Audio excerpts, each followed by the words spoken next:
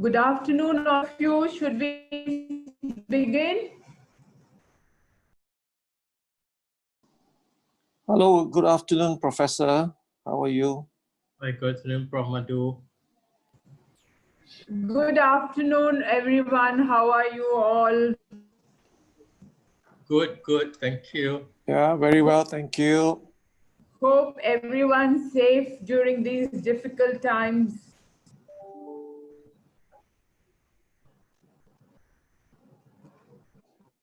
Yeah, so far so good. Thank you. Oh, good, good.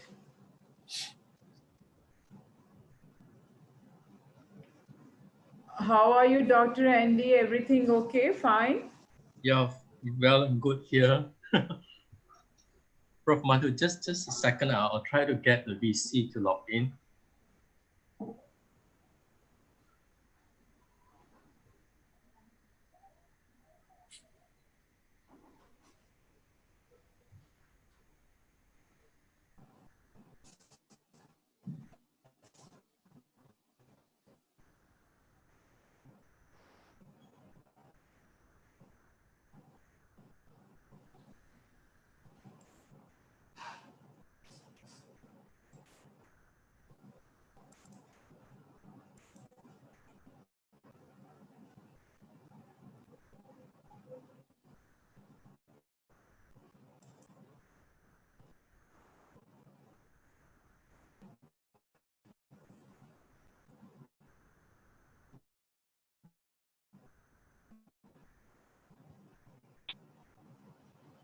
Good morning, madam.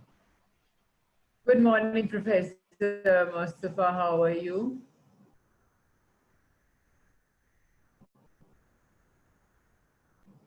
I am fine. How are you? I'm good. Okay.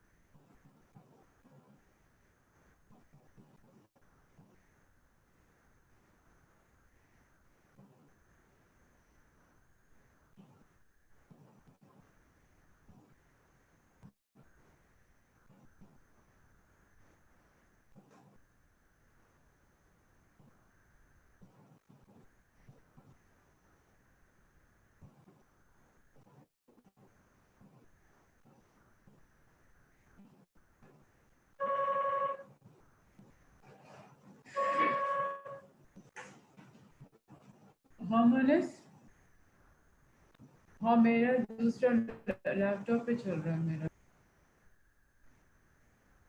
हाँ हाँ वो मेरा तो शायद उससे title वाला जो है ना शायद उससे हाँ हाँ तुम आ जाओ नीचे आ जाओ तो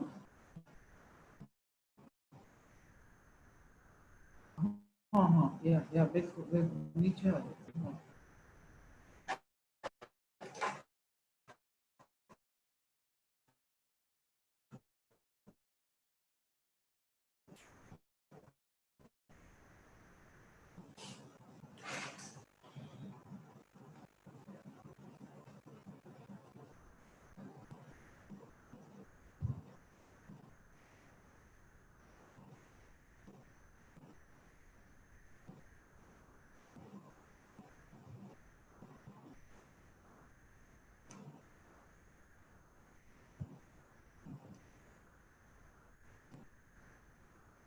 Okay, now. Hello, Professor Madhu. How are you? Good afternoon, Datu Professor Paul. How are you? I'm good. How are you? Excellent. Thank you We so are all much. in Kuala Lumpur now. And Okay. today is a beautiful day, not so warm. Okay, good. Yeah. Kuala Lumpur is a very nice place. Yes, Yeah. we are expecting you to come Definitely, soon as possible. whenever the skies will open and we will definitely come over. Yes, I was thinking maybe first quarter of 2021 because Oh, our lockdown is up to the end of the year. okay. But So can yeah, with please. your if you say can we start? Yes. Can we So, begin? Okay. Dear friends from CEMCA and from the Help University, I want to introduce you to Professor Matu Pata, who is indeed a great leader and entrepreneur in education. And because of her initiative, her leadership, total support and commitment, we have today's event.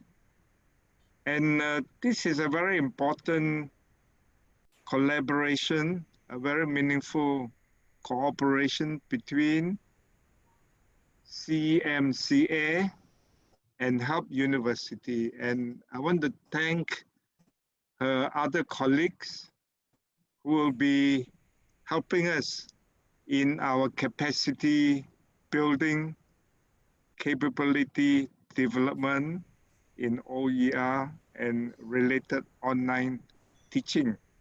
The program is already given to everyone and the objectives are there. But here I want to emphasize one or two points that will emerge as a consequence of this meaningful collaboration. I'm thinking that these very useful inputs from Professor Mata and team can be converted into a small research project and with some publications, joint publications to showcase, demonstrate how successful we are in this collaboration. So there can be some publications. I also want to inform you, Professor, that the Faculty of Behavioral Sciences and Education and Languages have recently launched the PhD in Education. And we would like to welcome the expertise from your team, including you, of course, to be visiting adjunct professors who will contribute as supervisors, examiners, and so on. So this is something I look forward to. At the same time, what we do today can be developed into micro-credential certificates, and so on.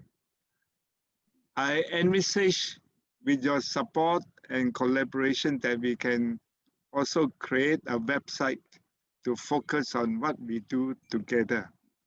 And lastly, I remember a few months ago, I heard from you that you are far advanced in helping PWDs, I think, people with disabilities. I have written together with my team a very detailed research paper on this with practical objectives in mind, and I'll seek your support in this later. By tomorrow, I'll send you the whole research paper that I have written for implementation, because I feel during the pandemic, many people with disabilities are marginalized. And I think your contribution in this area would be most meaningful for these very marginalized and disadvantaged people. So I thank you again, Professor. I thank Dr. Manas, Mustafa, Mithil, and Dr. Panali, all these great people from India helping us today. So my fellow colleagues from HELP, these are the people we have been working with during the last couple of months. Thank you again, Professor Mata.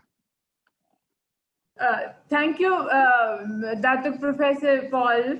Um, Thank you so much. In between, there was no net, so was out.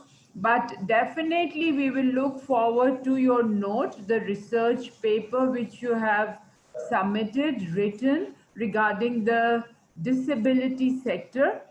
CEMCA will definitely be supporting and wants to have this work with this community.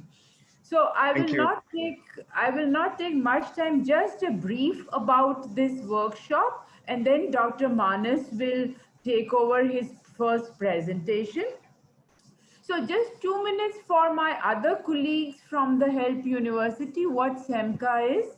CEMCA is an international organization. Our headquarters is in Commonwealth of Learning, Vancouver. We work in the Asian countries, and Malaysia is one of the Commonwealth countries. So two areas we are working, higher education and skill sector. Higher education, we are working with the open universities, but formal universities also, we are working to improve the quality of teaching learning. So this is a very brief where we work on. Now coming to Malaysian education, higher education especially, it is a very well structured education system. I was there for 1 year, so I know it is, I mean, the culture is par excellence in higher education.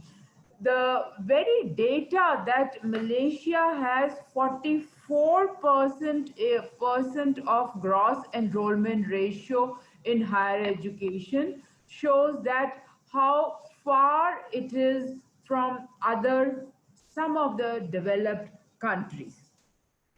And it's very really pleasure to know that out of 500 top universities in the world, 10 universities are from Malaysia.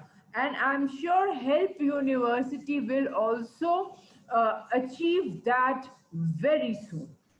So coming to the point, what we are going to do in this workshop, because we are going to have a collaboration, not for this 3 days only, but it will be a long-term collaboration between Help University and CEMCA, and the areas will vary. So one of the areas where we want to see that Malaysia is far ahead in using digital resources, and they are being developed in the country. Your Malaysian national e-learning policy, it focuses on open courseware. So hence it is important, but then certain guidelines have already been given. So it is very, very important that we learn about open educational resources, because the policy itself emphasizes on the open courseware. So this policy has been in practice, I mean in Malaysia that is in practice, through institutional policies on OER. Many universities, I think around 10 to 15, if I'm correct, so of institutions, universities, whether open university, because I know Wawasan Open University and the other open university, the Malaysia Open University, they have. But even the like University of Malay also has an institutional OER policy. The Sabah University has OER policy. So that's very, very important to understand, learn about open education resources. This has become very important post-COVID, because as we all know, many countries like including Malaysia, the schools, the universities are closed since March. So what the students and teachers, they are having access to these learning material, which are digital learning material, but we need to see those has to be open resources so that we can use them in classrooms, we can use them for our lectures, we can use them in writing our material. Hence, this open education resources workshop is there so that our colleagues in Help University, they are aware of it. I was going through some of the studies on OER in Malaysia, and one of the recommendations in those studies is that faculty has to be trained, the capacity has to be built for what are these open education resources and how to use this. Hence, the workshop objective for next 3 days, let me tell you, Dr. Andy said in the morning that tomorrow being a public holiday, we will not have this workshop tomorrow. We will take it to Friday. But today, Thursday and Friday, what we will learn in these 3 days, that what is open access, how do you identify open education resources, what are Creative Commons licenses, because we cannot use the copyright material, so there are certain licenses are there, and how do we revise, remix and create our own learning material. With these few words, I welcome on my personal behalf and behalf of all my colleagues from CEMCA, Dato Vice Chancellor Professor Paul, Dr. Andy, who has been working to the collaboration in organizing this 3-day workshop, along with his team members, our two experts, Professor Mustafa from Bangladesh Open University, who is an expert in an open education resources, Dr. Bernali, and of course my colleague Dr. Manas, who has been communicating with each one of you. With these words, we will go straight to our first session on what is open education resources, which will be taken by Professor Dr. Manas. So once again, I thank Dr. Dato Vice Chancellor for having us and having trust on us. Thank you so much. Thank you. Thank you. Yeah.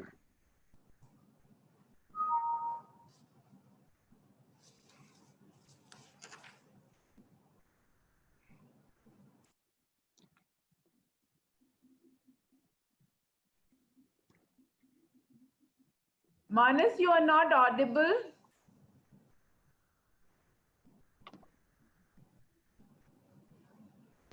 I think he has to unmute his mic. Yes, Manas, if that on your floor, if the internet is not working, you can come down.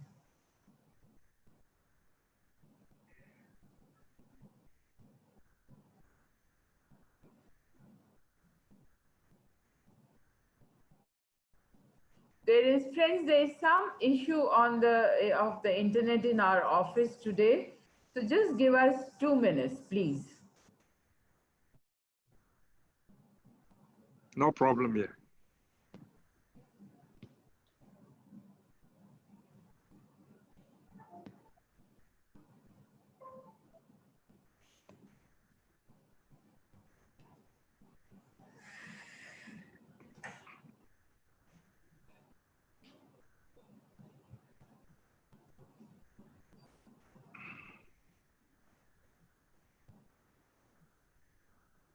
हमारे नीचे आ जाओ, नहीं चल रहा तो हाँ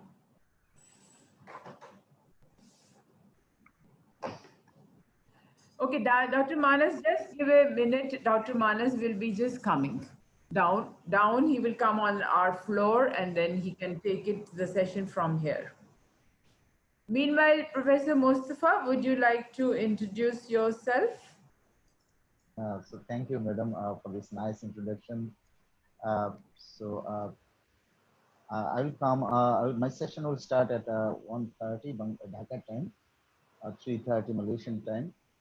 So already, madam, had a very nice introduction, a nice opening.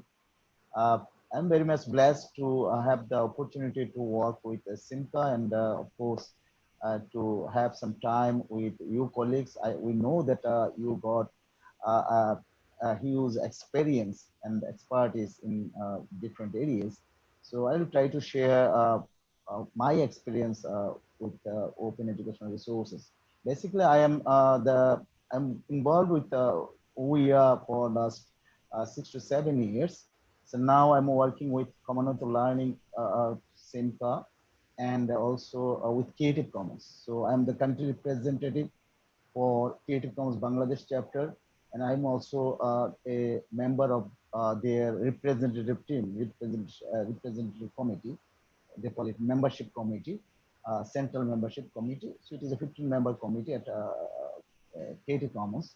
So whatever they are doing with licenses and open educational resources, I got the opportunity to be attached with them and to have some updated information. So, and I will share my experience and whatever I actually know about open educational resources, open licenses, and copyright with you in my session. So it will be by really a great pleasure for me if we can have a very engaging discussion, because as a because it is not meaning that I know everything and I will share everything with you. I will just share some tools so that we can discuss between each other and we can learn from each other. So that is very important. This kind of session is very important, and I think I'm very much thankful to CEMCA and also the Health University that we are going to arrange this kind of session, and we are looking forward afterwards also. So that I think will be helpful for all of us. So any kind of, it's not meaning that we are here in this session. So later on also we can have this kind of connection so that we can learn from each other. So thank you very much. So I'll be, since I will start at 1:30, so we'll discuss more. Yeah, so Dr. Manas is here, so he will do it from my computer. So just hold on, please.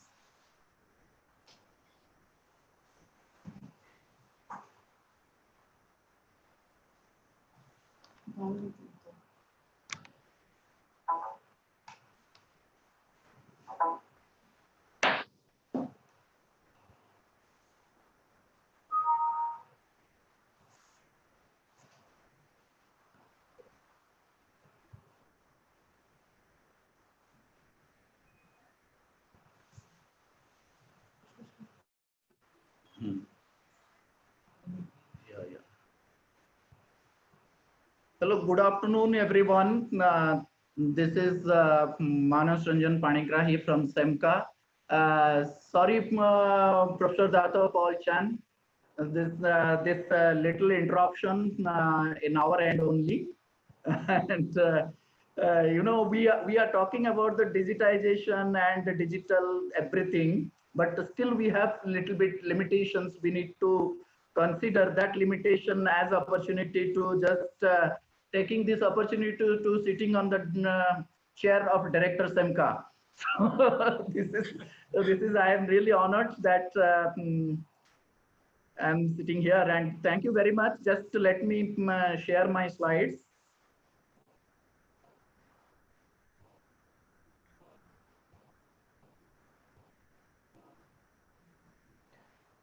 I think my slide is visible to everyone.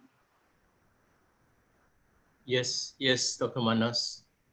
Thank you very much. And I will try to make up my time without killing my colleague Professor Mustafa's time here in my presentation. I will just introduce to open educational resources. The title which is I choose this title, that is adoption of open educational resources. I am really happy that help university bring a step out to adopt open educational resources to give wider audience, wider benefit to the youth of Malaysia, as well as beyond that. So, but looking into my perspective, what I'm practicing in couple of years about open educational resources, I found this can help you for innovative teaching learning process. So looking into this, as already Prof. Madhu said us about the CEMCA, so I'm just skipping this slide. And before you, this is for you, and you can just have a look. The next, this is very interesting question. You can see what is if that doesn't get reduced after sharing with someone else? We know absolutely that whatever we are doing, and we are looking into the sharing culture, in particularly this Commonwealth Asia, that is very high. And what I understand, if I will answer to this question, probably you have that answer in your mind. Maybe we are in an equal position to share this answer. That answer is knowledge. If you look into that, we are very much open-minded, open aspect to looking into that sharing of the knowledge. So while we are talking about the knowledge sharing, that movement and movement started in various long time. My colleague Bernali will let you know how this journey started, and we step into the open educational resources. As we rescheduled on the 18th, we will listen to her.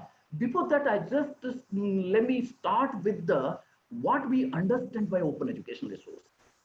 If you look into this idea, you see this defines and conceptualized by UNESCO and Commonwealth of Learning through Paris Declaration, that is, any teaching, learning, and research materials in any medium. It may be digital, it may be text form, it may be audio form, it may be any video form that resides in public domain, means open for everyone, free for everyone, have been released or have been released under any open license.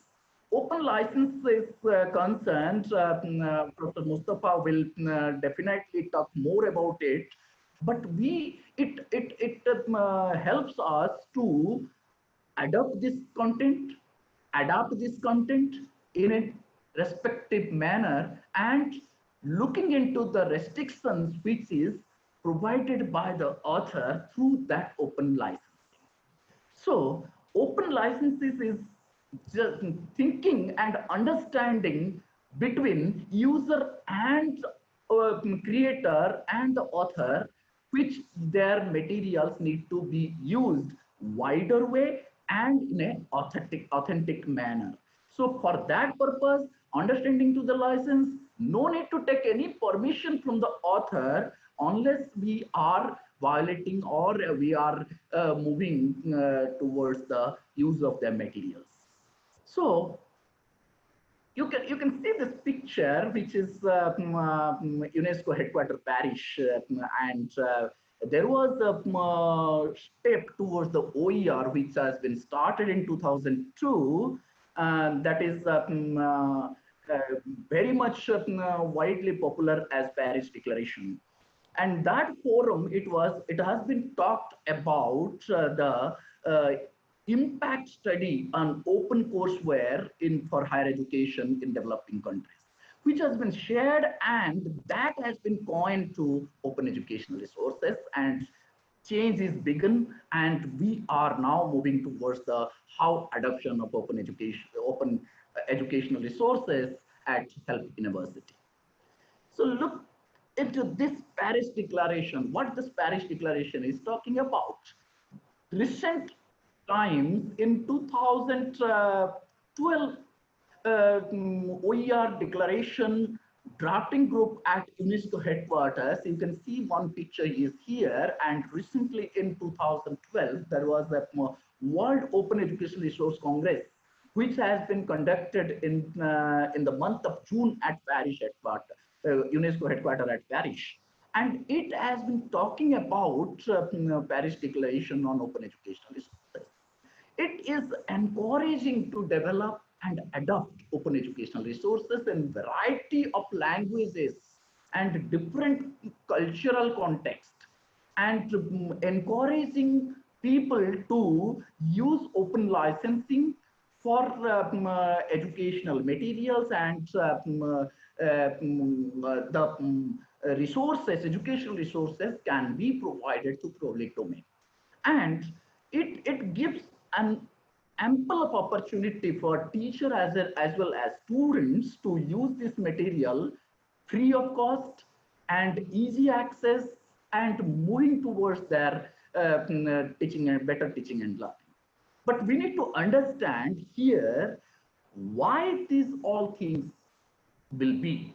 But recent development in second World OER Congress in September 2017, in collaboration with Slovenia Ministry of Education, UNESCO, Commonwealth of Learning, and with the partner with the Hewlett Foundation, it has been moved towards the better paradigm shift to understand OER for inclusive and equitable quality education, to reflecting and achieving of Sustainable Development Goal 4. So this now talking about from just commitment to action. So as you will browse some of the things with Commonwealth of Learning and CEMCA, you can understand that number of governments, number of institutions join hands, and they adopted open educational resources through their open educational resource policies to their institution and governments, to make it more formalized and more adequate support to the educational learning resources reach to their particular users.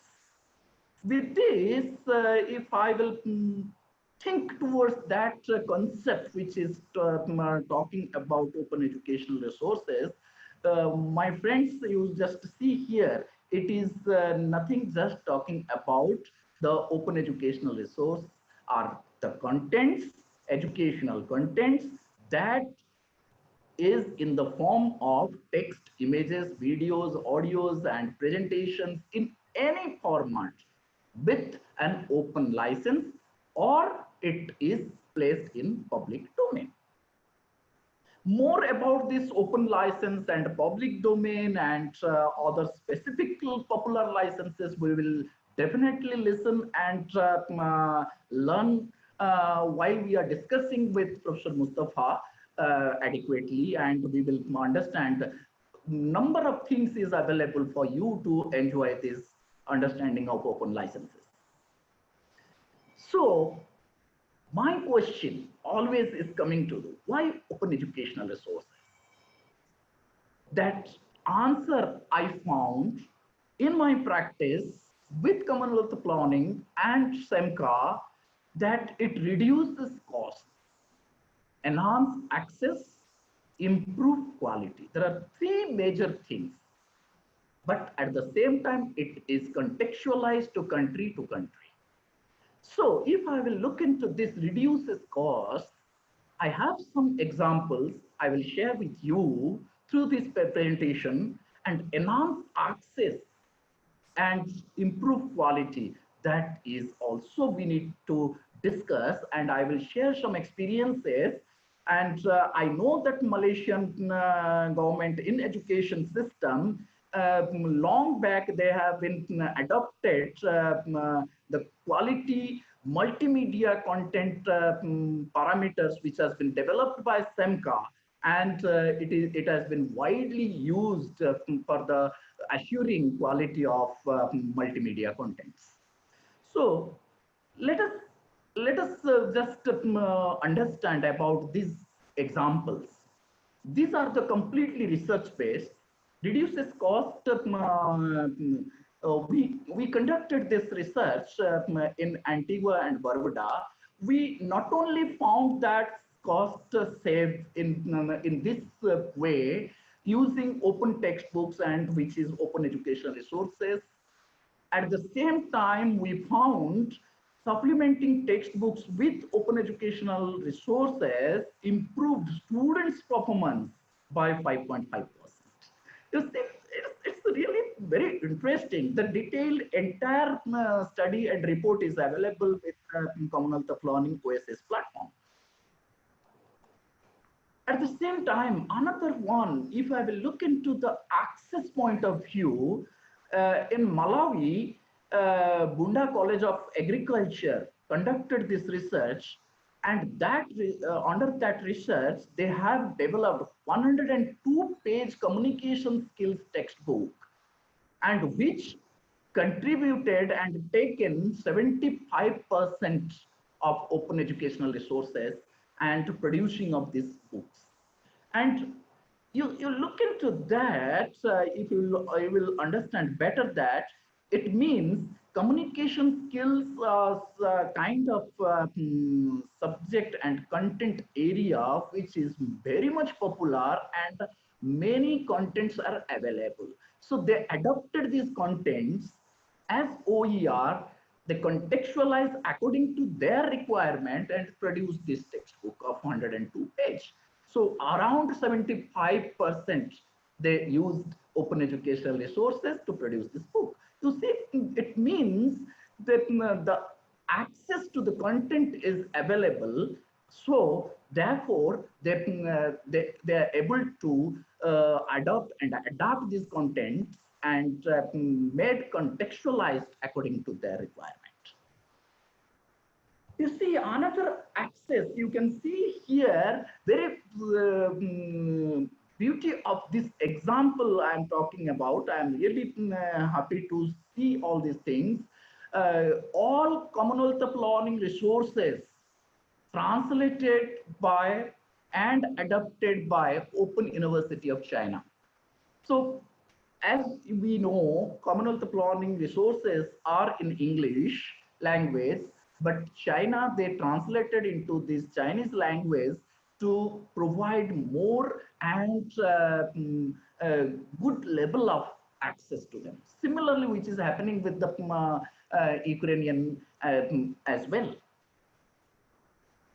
Looking into the quality is definitely, I can say, this is different for different institution, organization, as it is a completely abstract terminology. For me, quality is maybe something different. For you, quality may be something different. However, a standardized parameter and rubric we are preparing to assure quality.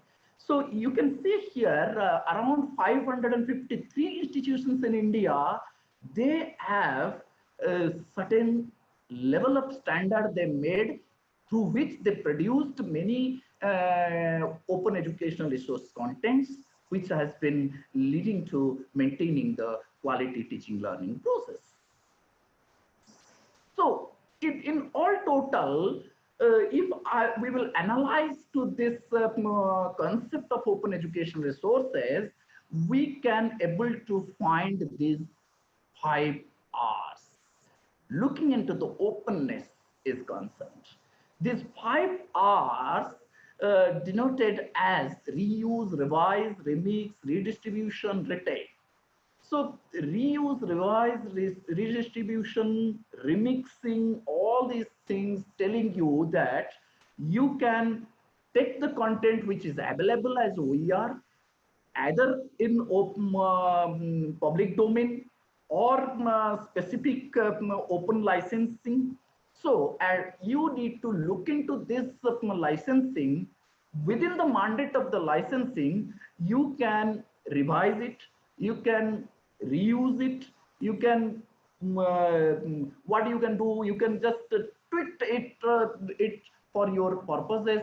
Means some contents is in the different license, some content is another license, how you can mix also. So that within that mandate, you can make all these things and you share further.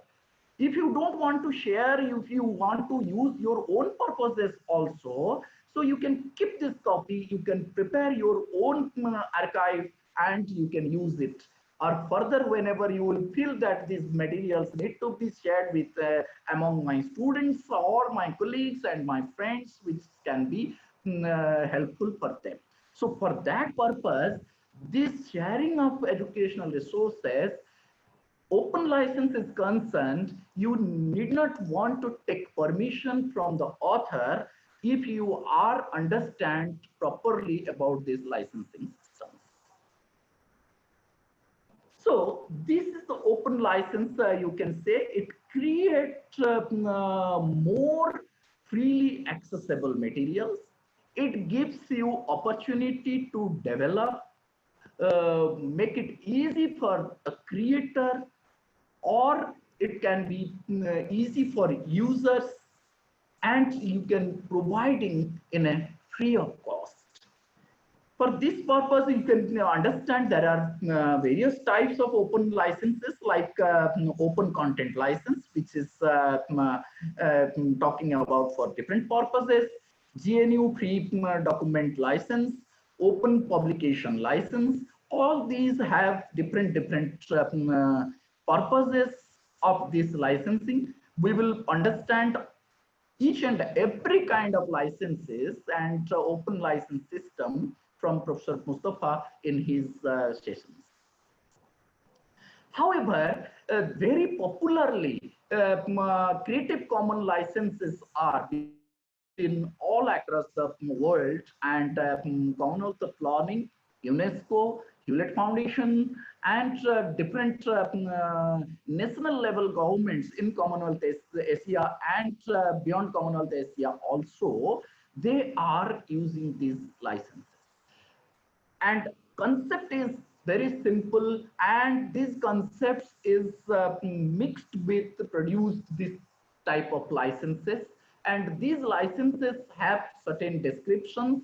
With these descriptions, we need to understand that each and every licenses, and which can help us to use effectively and adequately these materials which is gone through different licensing systems.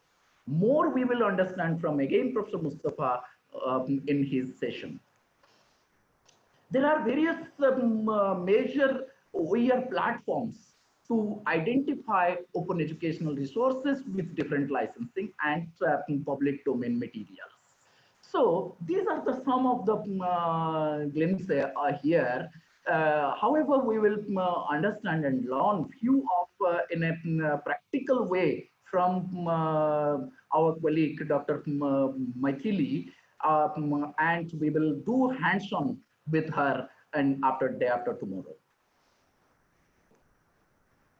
However, CEMCA initiated and Commonwealth of Learning initiated with the partner institutions to develop few open educational resource repositories for institutions, for governments as well. And similarly, as you all know, we are in our partnership, in our collaboration, we will also develop and create educational repository, particularly with reference to the Open Educational Resource Repository for Help University, to provide more access to the Help University learners and beyond Help University learners as well. As I said, we are talking about the open educational resources. Always questions comes, what is the quality? The contents which we are referring or adopting, what is the authentication of these contents? My friends, the authentication of these contents, which is we are identifying from the certain resource sites, that is we are responsible what kind of contents we are searching for, number one. Number two, the author or creator who are releasing their content, they are responsible to maintain the authenticity of these contents. So while we are talking about the authenticity of these contents, somewhere else we are assuming and we are accepting that responsibility. Being a responsible academic or the students, we need to share the contents in a different level of checkpoints to which we can make our content assured quality.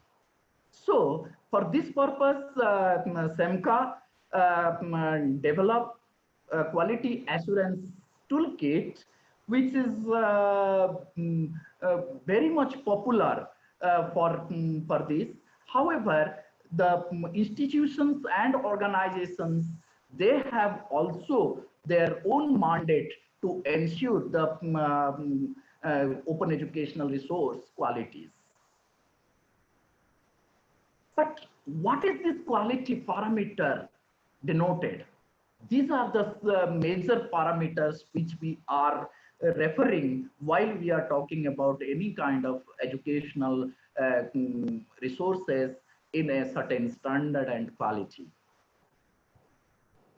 As I said, with this background in the quality parameters, Commonwealth of Learning and CEMCA come out with its tips guidelines for open educational resource creation and use. We have come out with certain the guidelines, and these guidelines denoted with the different level of rubrics. That rubrics, it depends upon the institution how they are assigning these rubrics to make their contents more rigorous and more quality point of view. So, however, the conceptualize of this quality parameters, which is quality assurance based of open educational resources, TIPS framework is very much popularly used in different countries and for their creation of open educational resources. So the concept is only which is 4 layers we are talking about, or you can say that 4 dimensions we are talking about in the quality assurance toolkit. That reflect to TIPS. T is talking about the teaching and learning processes, which is very much important, which is more on pedagogy and andragogy and how teaching learning can more effectively possible, while you need to consider some of the parameters while you are creating and developing your contents. So similarly, the I stands for information and material content. This information and material content, being a responsible author or the creator of the open educational resources, you need to look into some of the parameters and all of the parameters to assure the information or the materials or the content what you are using, it is authentic according to your knowledge is concerned, and looking towards the user point of view.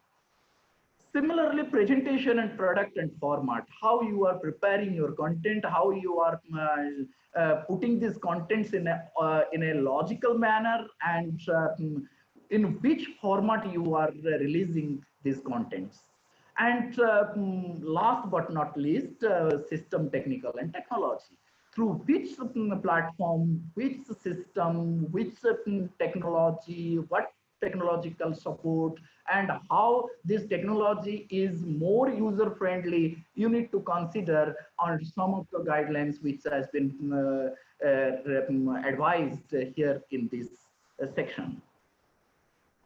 So now it is a very brief thing which I'm talking about open education resources. More in depth, no doubt we will listen and understand from Dr. Bornali, Professor Mustafa, and Dr. Maithili in our all these 3 days sessions. At the same time, Health University LMS is open for you, which has been created as day-wise course contents are available. My request to all of us, means all the participants, kindly browse LMS and see all the information and all the systematic materials are available for your concern and for your better understanding to enhance your capacity on open educational resources. However, we should not miss this golden opportunity to complete this online course on open educational resources. It will take only 2 hours time of yours, but you can stretch it up to according to your availability, your time frame, so that it is more flexible in your learning, so you can all complete this course and you can understand all what we are talking in these 3 days, that can refresh you in a in-depth manner. And beauty of that, at the end of the course, you will earn certificate from Commonwealth of Learning with the signature of Professor Asa Kanwar, President and CEO of Commonwealth of Learning. So just information is here. However, this PPT will be placed in the LMS. Just you can type learnoer.call.org. It will take only 2 hours.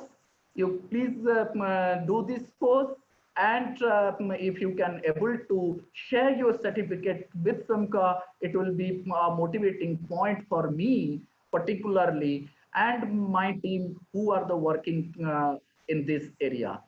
So with these words, thank you very much for patience listening.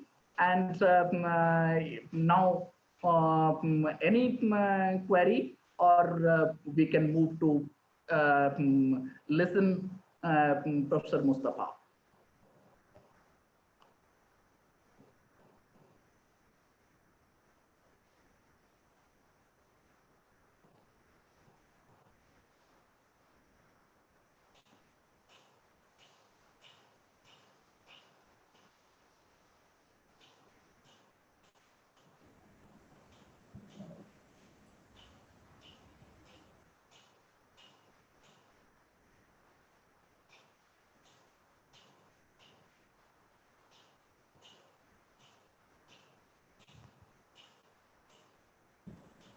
Yes.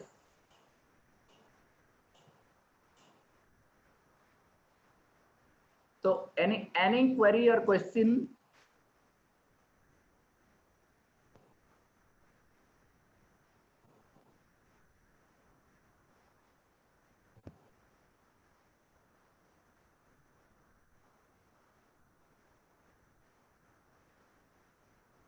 I'm audible, by the way.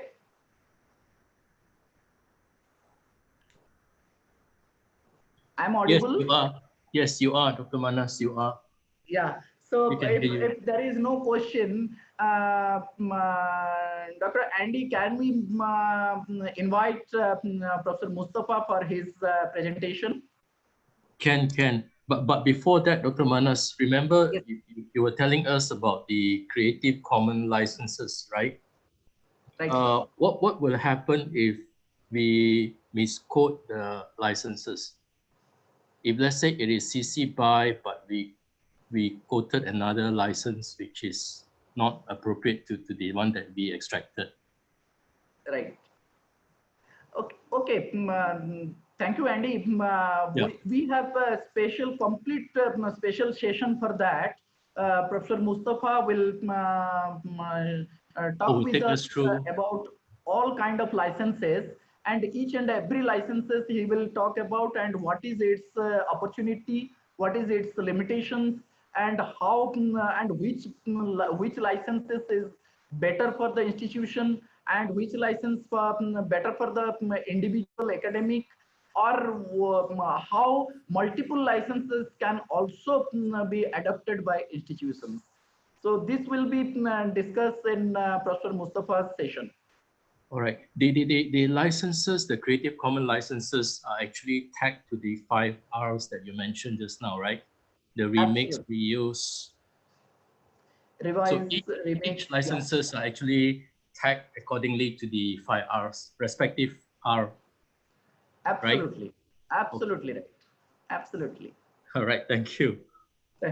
Thank you, Andy. Thank you very much. Yeah. And Thanks, Manas. yeah, if there is no more questions, so can we invite Professor Mustafa Azad so that he can proceed with his deliberation. All right. Sure. Thank you. So now over to Professor Mustafa.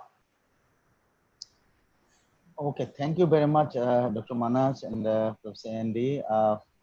So I think it is a long time I met Dr. Andy. So twice at Wasan Open University, and then Asia consultation meeting for OER in Malaysia, Kuala Lumpur.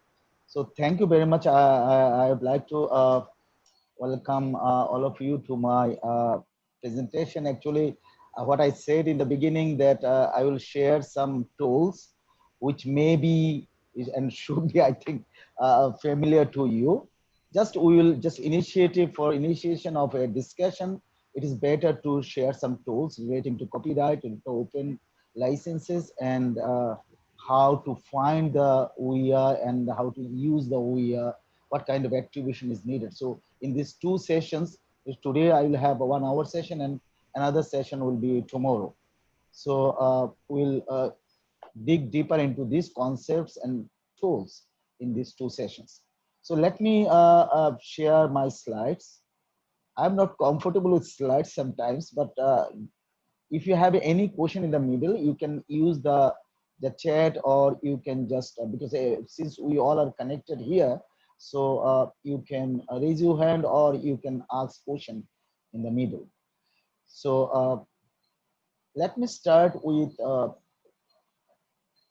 one thing, which is copyright. So when we talk about, so you know about me, I'm Mustafa Ajat Kamal. I'm the Dean of the School of Business at Bangladesh Open University.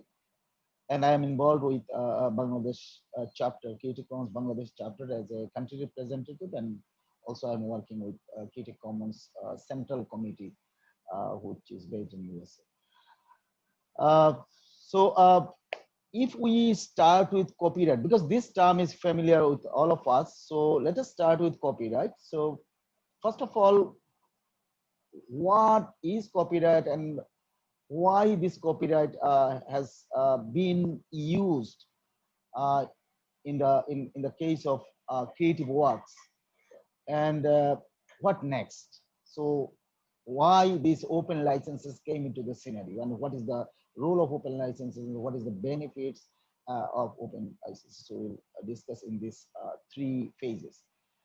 And first of all, if we talk about copyright, so okay, so let me go to again. So if we talk about copyright, so we can see that copyright law, it is not, as a law, it is not that much older. And nowadays, copyright law, it is a very important area, because almost in all the cases, all the creative works are under copyright law. So in that case, it is truly an important area. for the nations, for the whole world as a whole.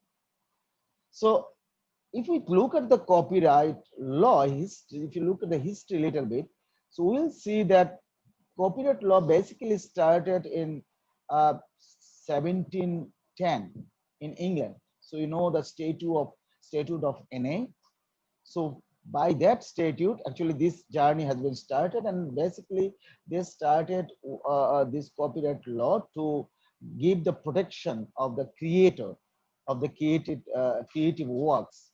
Basically, that law gave the protection of uh, the book publishers. So this law started in this statute. They started.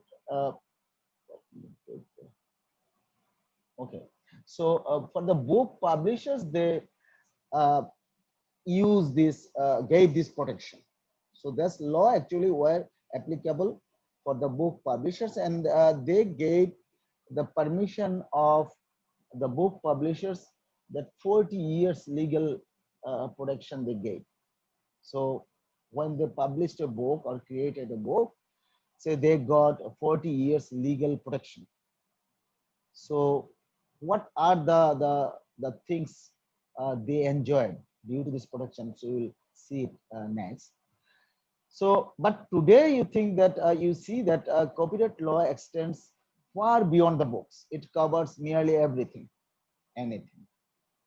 So wherever we find some creative work, and the copyright comes into that. And in many parts of the world, now you will find that we can see that copyright, the duration of the copyright is not no longer 14 years. It is much higher, even after the death of the creator. So it can continue 70 years, 60 years, depending on the country's copyright law, because copyright law, every country got the copyright law. So in every country, in every context, they have different provisions regarding the duration. For example, in Bangladesh, we have 60 years. So after the death of the creator or copyright holder, we his family members or others can enjoy the benefits from those creative works for 60 years after his death. So these are the things actually this has been developed. In USA, it is almost 90 years. In some cases, they changed again and again and increased the duration. So these are the little history of copyright. So copyright started in 1710 in England, and the duration was 14 years. It was confined to book publishers, and now it is used everywhere. And the duration is, in some cases, you will find 90 years and plus in some other countries. So you can see the copyright law of Malaysia. So what is the duration after the death of the creator or after the creation of the works? It depends. It depends on the copyright law, how they wrote that provision. And in copyright, what are the things actually protected for the creator? One is utilitarian. Utilitarian means economy. So that is one rationale which actually copyright protection actually supports. Like if I create something, definitely I will enjoy the economic benefit from that material, from that resource. So that is the first rationale behind this copyright protection. And second is author's moral right. So if I created something, I have the moral right to enjoy or to be recognized as the creator or author of the work. So these are the two things moral rights cover. One is the right to be recognized as the author or creator of the work. So when I create something, I deserve that protection, that anybody who will use my work, they will recognize me. So this is the thing, very important factor. And second is the right to protect the work's integrity. So if my work is used by anyone, even if I share it openly, the user must consider these two things. One is they must recognize me properly, and second is they must uh, protect my work's integrity. That means when I create something, I got some objective, I got some uh, uh, uh, kind of clear objective that I uh, created this work for this purpose, and the work got some intrinsic value. So what happens, sometimes people distort that. That is not allowed. So if you think of copyright, copyright covers that also. So the recognition, if you use someone's work, you should recognize. And of course, if when you use this, when you revise it, even if you get the permission to reuse it or revise it, even then you must consider the integrity of the works, so that is not distorted. And some other rights are there, transfer of rights and other related rights. It depends on the law. These are the two basic rights. One is economic, another is moral right. And in the law, there are some other rights can be integrated or included. It depends on the country's law. So in general, it is economic protection and moral rights. So I have the moral rights that is also protected by copyright law. And there are two ways in which the transfer of rights can occur. That is the related to transfer. So in copyright law, since I am the copyright holder, I am the creator, and in some cases, maybe your university will be the copyright holder, because the terms and conditions, so the job description or the terms and condition you are working with the university will not allow you to be the copyright holder of that work. So whatever you are creating, if it is a responsibility or if you are in the job description, so it will be, in most of the cases, it goes to the university. The university becomes the copyright holder. But as a creator, you got that right. As a creator, your name should be there. If anyone uses it, they must recognize you. They must think of your moral rights also. But the economic benefit the university may get, because the copyright actually belongs to the university.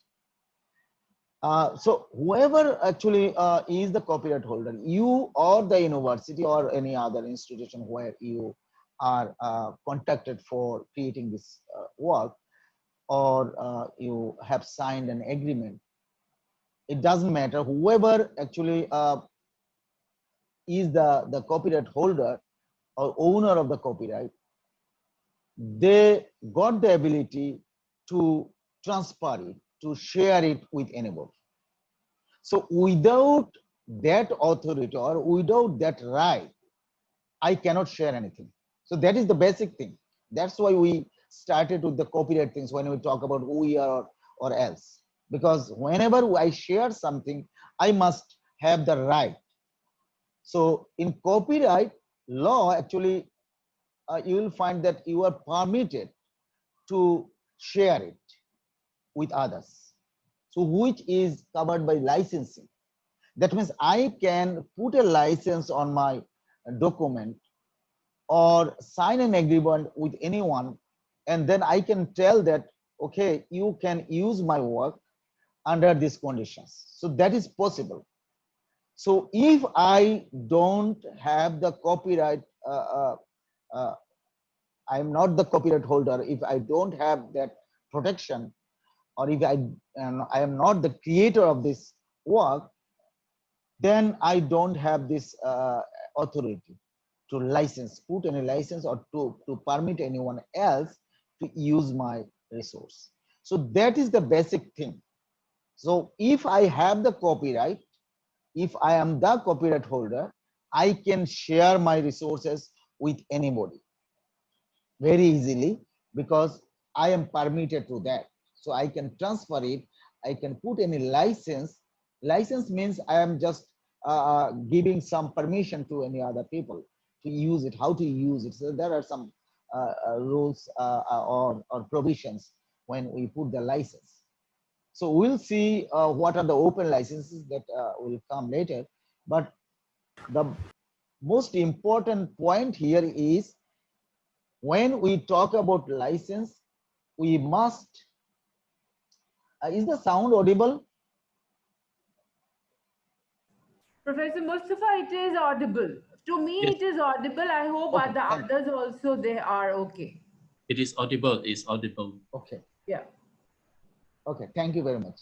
So this is the very important point, that when we have the copyright, then I can put license. If I don't have any copyright on this document, I'm not the copyright holder, I cannot put the license.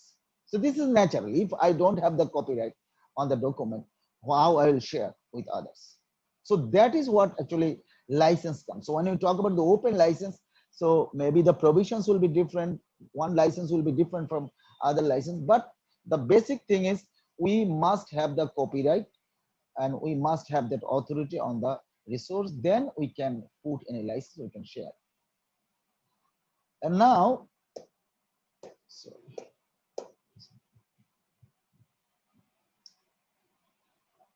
Okay.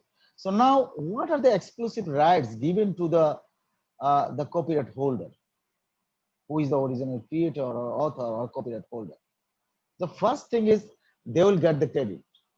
What is said that they must get the credit. They must have the attribution. So whenever anyone use that the resource, they must have the recognition. So recognition must be ensured, and they can copy it as much as they like. So if I create a book or write a book, and if I am the copyright holder, I can copy this book as much as I like. But any other people, if they like to use it or copy it, then they must have the permission. And I can distribute. So I can put license on it. I can have economic benefit out of it.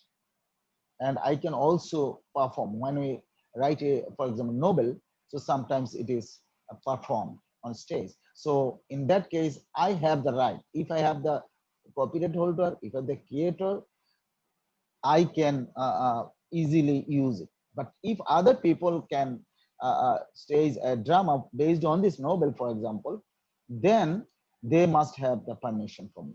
So copyright actually gives this exclusive rights to the copyright holder or original creator or author. So what I said again and again, even if I'm the author, I may not have the copyright. So copyright may belong to the university. So all these exclusive rights mostly goes the copyright holders. As a author, yes, I have some moral rights. Nobody can change my sense, what I wanted to put into into my book or something, some other resources. So these are the moral rights. But the university will enjoy the economic benefits, other things. And university can put the license since they are the copyright holder. So these are the exclusive rights given to the copyright holders. And what are the restrictions?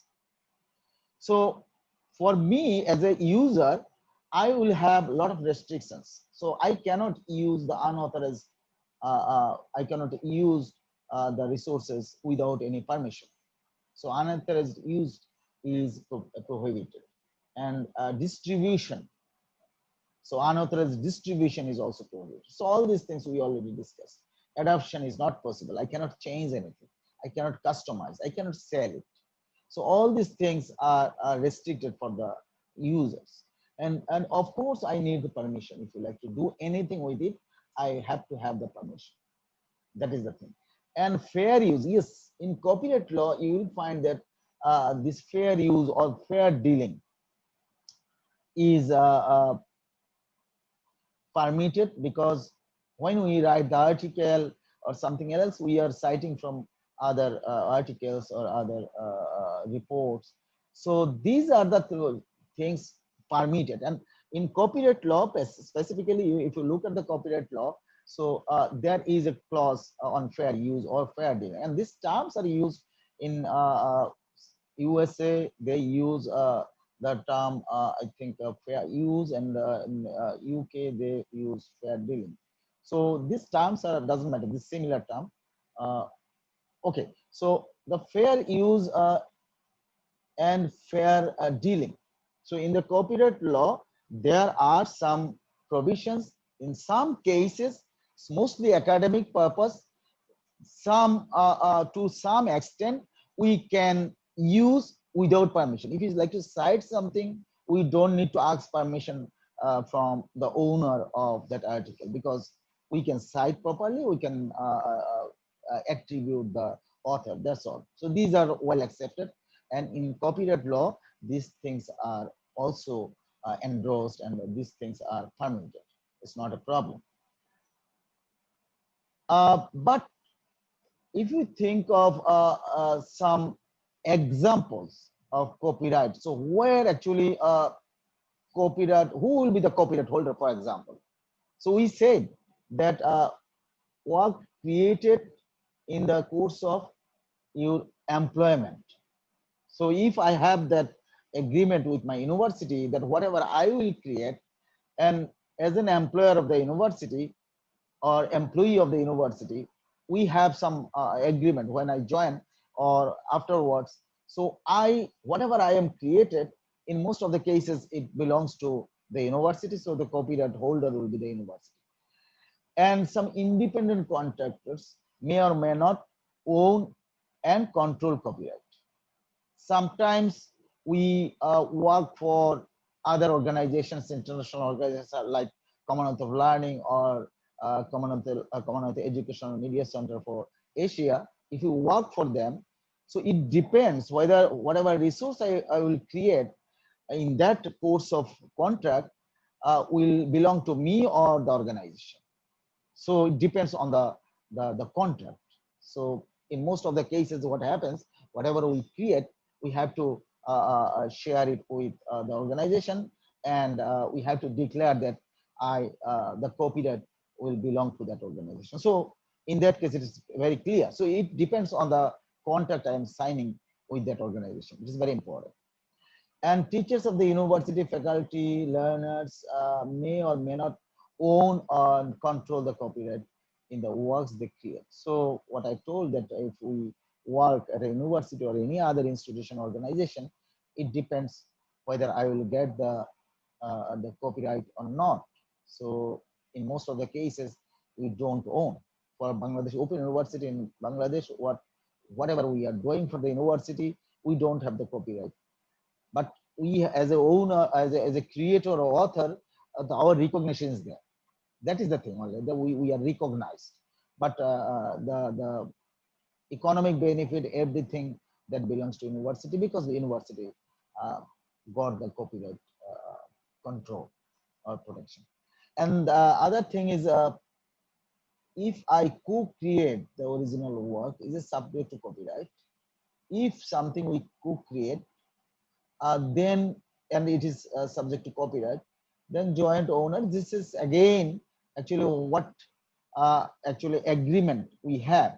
If we 3 or 4 people are working together, so it is actually depending on the agreement we have when we undertake or undertook that work or project. So it depends on that. So who will actually hold the copyright? It depends on all these kind of factors. So what kind of agreement we have with the university, what kind of agreement we have with the organizer, and if we have worked together, what kind of agreement we have within the group. These are the common things we know. And also we know that when we talk about copyright, what are the works will come under copyright law. So any kind of actually creative works, any kind of creative works will come under copyright law. Any kind of creative, it's literary or artistic works, doesn't matter. And even if you translate something, if it is in English, if we translate it into Malaysian language or Bangladeshi language, so what will happen? It will come under copyright. We need the permission. Adaptation, if you like to change anything or remix anything or revise that resource, then also we need the permission. It will be the violation of copyright law if you don't have the permission. Arrangement of music and alternation. So a lot of things are there, artistic works, etc. So all the creative works will come under copyright law. But even if you translate or adapt or do any kind of alteration or change with these artistic works or literary works, so that will come under the copyright law. So it will be the violation. Without permission, we cannot do this. So, and also the collection of literary or artistic works, that also need the permission. That is another thing. Additionally, depending on the country, what we say, whatever we are talking here, it depends on the country's copyright law, what type of actually law provisions are there in that law. That is very important. So always we have to look into the law when we talk about the copyright. So applied art and this, there's a lot of things. Now computer software is also under copyright. So we started with the books. So that was applied for the book publishers. And now we see the computer software is also included. So everything, whatever created works we see, it will come under the copyright law. So, and now the question is, if I create something, will it be automatically copyrighted or not? And at what stage it will come under copyright? So for example, if I have an idea and I share it with another person, so can I claim the copyright on that idea? So it is very important that facts and ideas, if these are not actually in tangible form, we copyright doesn't protect this. If they are expressed or in tangible form, then copyright will protect. For example, if my idea is published anywhere, then it's fine. It will come under copyright. But it is not published. I share with anybody,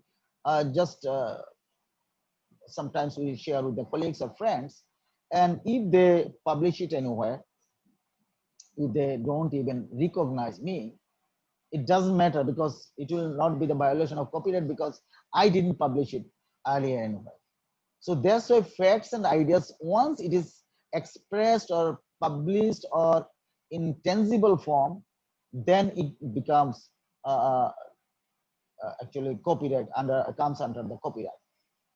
So copyright law will work basically on the facts and ideas or anything else which is actually in tangible form, which is expressed.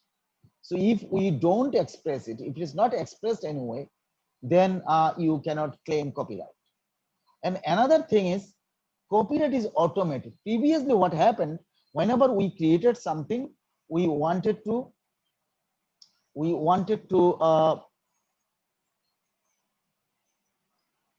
okay, we had to register with the copyright authority of the country whenever we created anything, because to become the copyright holder, you were supposed to register with the country's copyright office.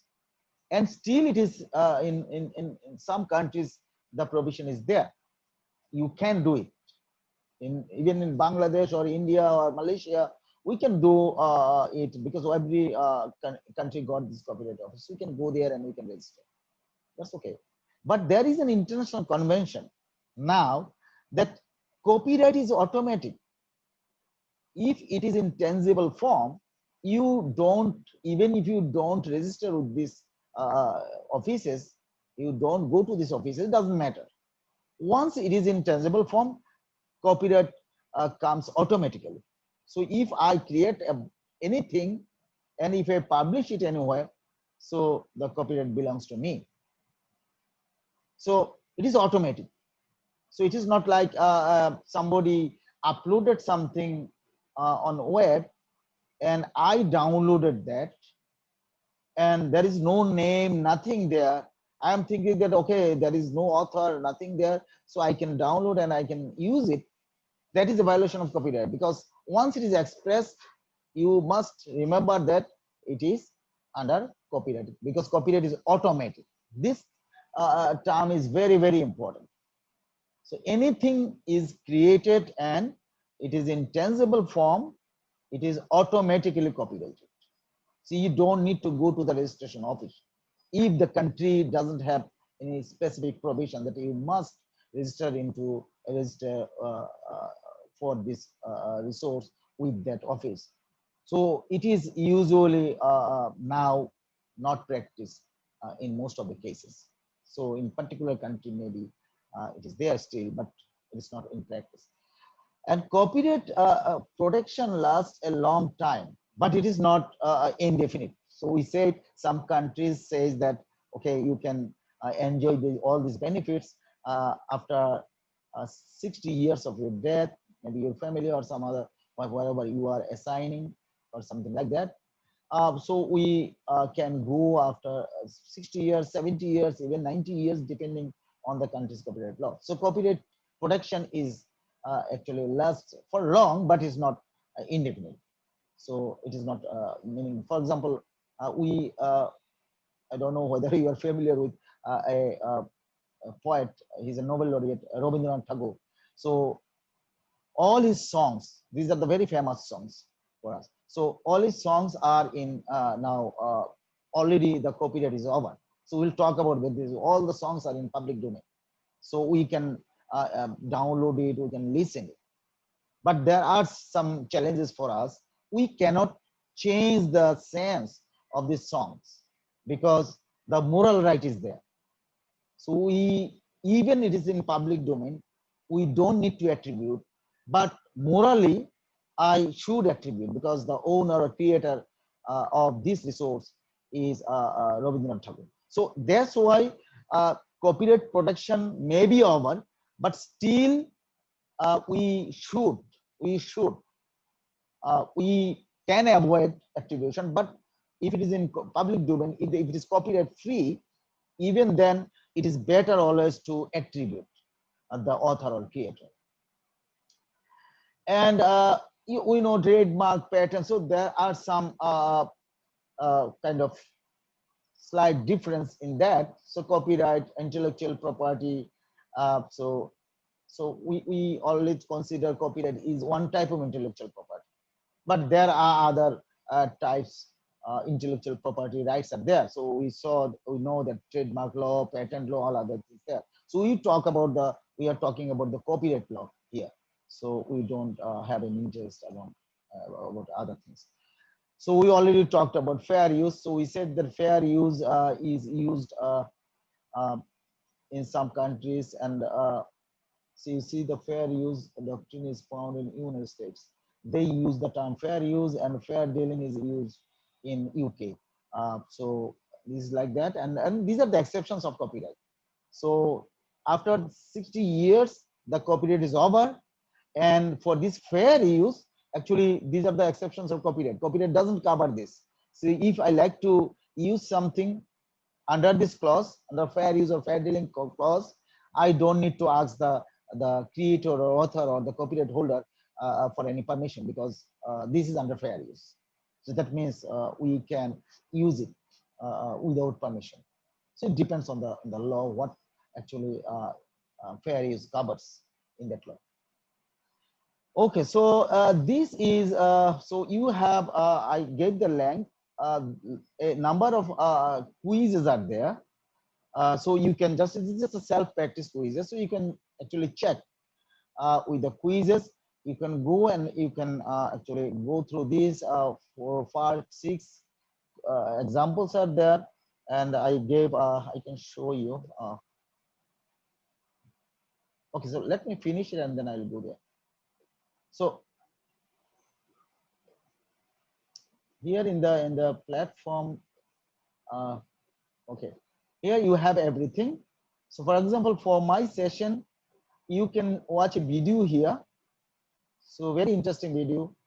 And what does copy? Because I'm not playing everything. If I play, sometimes sound distortion happens. So you can easily say very small video, and whether copying means, is it a theft? So if we copy something, is it a theft? That means theft means when we take someone, when we steal something from others' home or a shop, means that the whole thing is shifted to other place. But when we copying an educational resource, it is not actually creating a shift. The same benefit I am getting, and you can get the same benefit, and other people can get the same benefit. So in that case, we cannot call it as theft. But this video is very interesting, and these quizzes are there. You can just in your free time, maybe today, if you have the free time or after the session, you can go through these quizzes. You will have very clear idea about copyright. All these quizzes are relating to copyright. So, and now if I go to the slide again, so what are the actually solutions and what are the challenges with copyright? So let me go to this slide. Okay.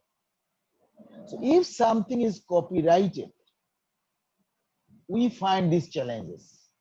If something is copyrighted, you will find, if anything is copyrighted, but I need this, if it is available online or anywhere, actually I cannot download it without the permission. Without the permission, I cannot download it, because downloading is copying. So whenever I copy, photocopying is copying, downloading is copying. So if I create anything out of it or copying, then it will be actually subject to copyright law. So whenever I want anything, if I like to get the permission or do everything to get it, in most of the cases it's time consuming. And if you like to use any copyrighted book, any kind of quality textbook, which are, the authors are from USA or UK or somewhere else, you will find that these are highly expensive. It is not possible. Even we as teachers, we cannot buy all these books, very much expensive. Even in Bangladesh, we cannot access to these things. And scalability, if you think of the scalability, is very, very low, because since most of the people cannot afford these original books, it is very, very expensive. And that's why most of the people cannot use these resources.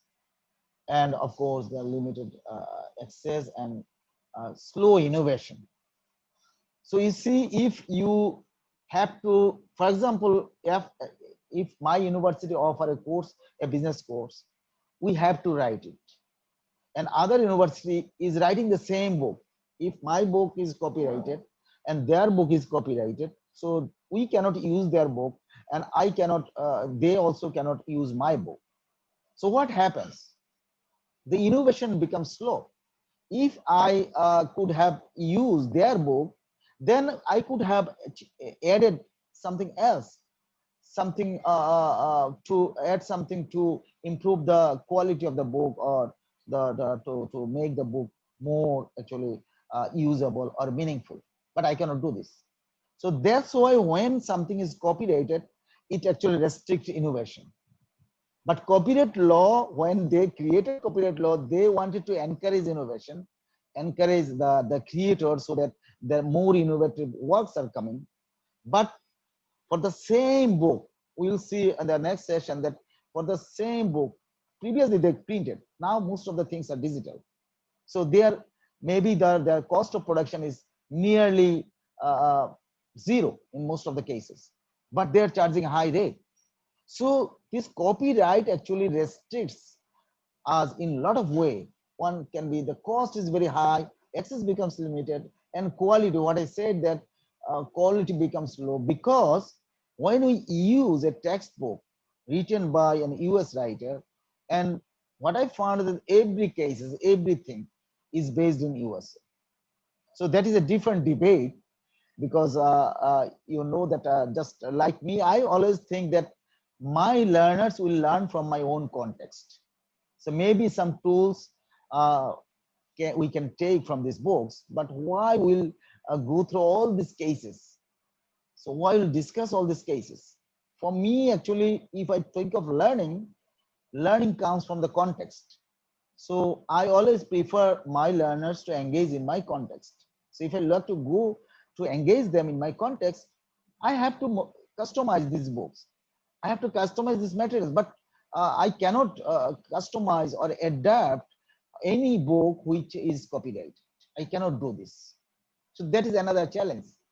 And even if if it is available online, I cannot download and I cannot change it. So that is another problem for me, challenge. So sometimes we do it, but it is a violation of copyright, clear violation of copyright. So in that case, what we can do? So we know that because of this, you see this girl, you know her very well. You know the C Hub or Science Hub. He maintained this site, and he put almost 50 million articles from the renowned journals, publishers like Elsevier. So she downloaded from these highly reputed journals, and then she uploaded all these things into a site, and which is called Science Hub. Because why she did? Because during her research work, she didn't have access to all these resources, very limited access. From her frustration, since because most of the things are copyrighted and paywall, high payment was needed. So that's why she did it. This is totally illegal, but you see what is the pressure. So when I don't have any access to all these resources which I need, what I'll do? In most of the cases, that pressure actually came. Some people then start to violate. So this is the challenge. And that's why actually these licenses are important. Open licenses are important. So we will talk about these licenses in detail, but these are the licenses. One is CC BY, CC for Creative Commons. Creative Commons, you know, it is an US based NGO.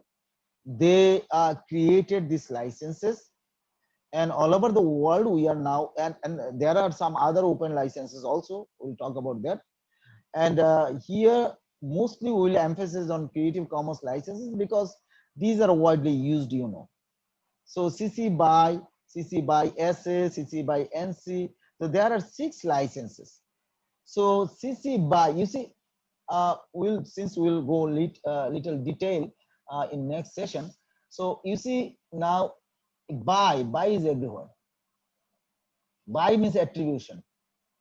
So whenever we are using anything, we must attribute. So this license, every license actually cover this attribution. And there are some additional conditions are there. You see SA, NC, and this license, actually this is the most open license and CC license group. So in 6 licenses, you see these are the most, CC BY is the most liberal license, because you don't have additional restriction on that. So only you can attribute and you can do anything. So for example, if I write a book on economics, and if I put it into a repository, and the license, CC BY license is there, you can download, you can edit, you can revise, everything you can do with that. So just you have to look into the license, what license actually is on this book. So if the book is released in under CC license, CC BY license, then CC means okay for Creative Commons. So the BY is important. So CC BY, then you can do everything. Even if you can sell it, you can use it for commercial purposes, etc. But if it is CC BY SA, it is slightly restricted. CC BY NC, another restriction is there. SA means whatever you will take from that document, if my book is released under CC by SA, whatever you will take from there, you must put the CC by SA license on your created work. So whatever you will derive by using my resource, my book or my article, whatever it is, or my video, my audio, so you have to put CC by SA license on that. And we'll see how to combine that. For example, if you take something from CC by, if you take something from CC by SA, so when I will create that resource or document, what license I will put on that? So that is all these things we will cover in the next session. And NC is for non-commercial essay. You see CC by NC essay. So for if you have this license on the document, you can use it, you can reuse it, you can revise it, but you cannot use it for economic purpose. You can sell it. And if you use it for your university, and the university charges some course fee, including this material fee, in that case, you have to be careful because it is NC licensed work. So if a book is under this license, CC by NC essay, you can download it when you go to use it. And if you charge any money for material costs, you have to earmark whether you are taking any money for that particular resource or not. So you cannot take any money from that. And essay share alike. So if you change anything, if you derive any other resource by using that book or material, then you have to put a CC by NC essay on the created work. So that is another thing. CC by ND, we don't consider these two licensed works as OER because we'll talk about that more. For being OER, actually, it must be most open. So as OER, we can just consider the CC by is the most open licensed work. So if there is CC by, we'll see this with examples. So if it is CC by, then we can do anything. It is the most open. And if it is CC by essay, it is a little restricted, and it's also but in this case, what we can do, we can change or we can revise it very easily. We can revise it. This is not a problem for me. I can revise it as I need. But these two you cannot change. ND means non-derivative. In some cases, they say no derivative. So that means you cannot. So you see equal sign. That means you have to use it as it is. You can download, that's fine. You can use it as it is. But Creative Commons, the latest license, which is 4.0, you will find that even if the work is ND licensed, you can use it within the limited classroom. And I mean, in your classroom, you can use it, but you cannot share it openly. That is the main challenge. If it is ND, you can change, but it is permitted within your classroom. You cannot share it openly with anyone else. That is the thing. Just within your classroom, you can share with your students, etc. So ND actually in 4.0 allows that. Previously, it was not allowed. So ND is more or less restricted, highly restricted. You cannot adapt, you cannot customize. So that's why we don't consider this as OER. But it's a license. We have some benefits. We can download, you can use, we can reuse, but we cannot change. We cannot revise. That is the main problem. We cannot remix. We cannot change anything. So these are the licenses we talked about. So the copyright and the open licenses. So that the most important thing is when you talk about these licenses, the first thing, if we summarize, the first thing is we must have the copyright. This is the first condition. We must have the copyright. And second thing is, if I have the copyright, I can put the license on it. So whatever the license is, CC BY or CC BY SA, whatever it is.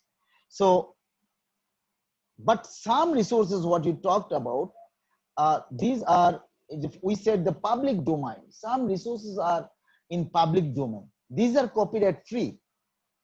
So even if you don't have licenses, but it is in public domain, you can use it, you can revise, you can do anything with that. So you have to actually be sure whether it is in public domain or it is in under any license. So then you can easily actually use it. So I think I actually talked a lot. So let us have a discussion. So whatever you have, any question relating to this copyright or open license, because open license we will go a little more detail in tomorrow's session. But today we will confine on these licenses.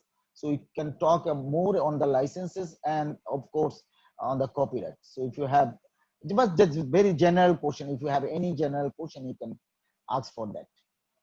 So thank you very much.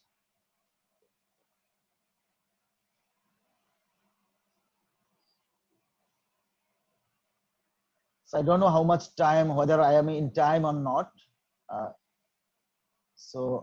If we have time, we can go further, but we can start a discussion. That will be fine. So even with the license or the copyright, doesn't matter. So you can be open and can discuss, or you can ask question to me. In some cases, I will ask the question to you to learn something from you. So, okay, let us start the discussion. Dr. Manash,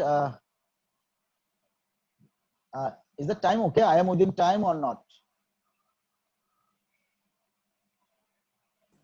Professor Mustafa, yes, you have time still, but we can take few questions from the colleagues.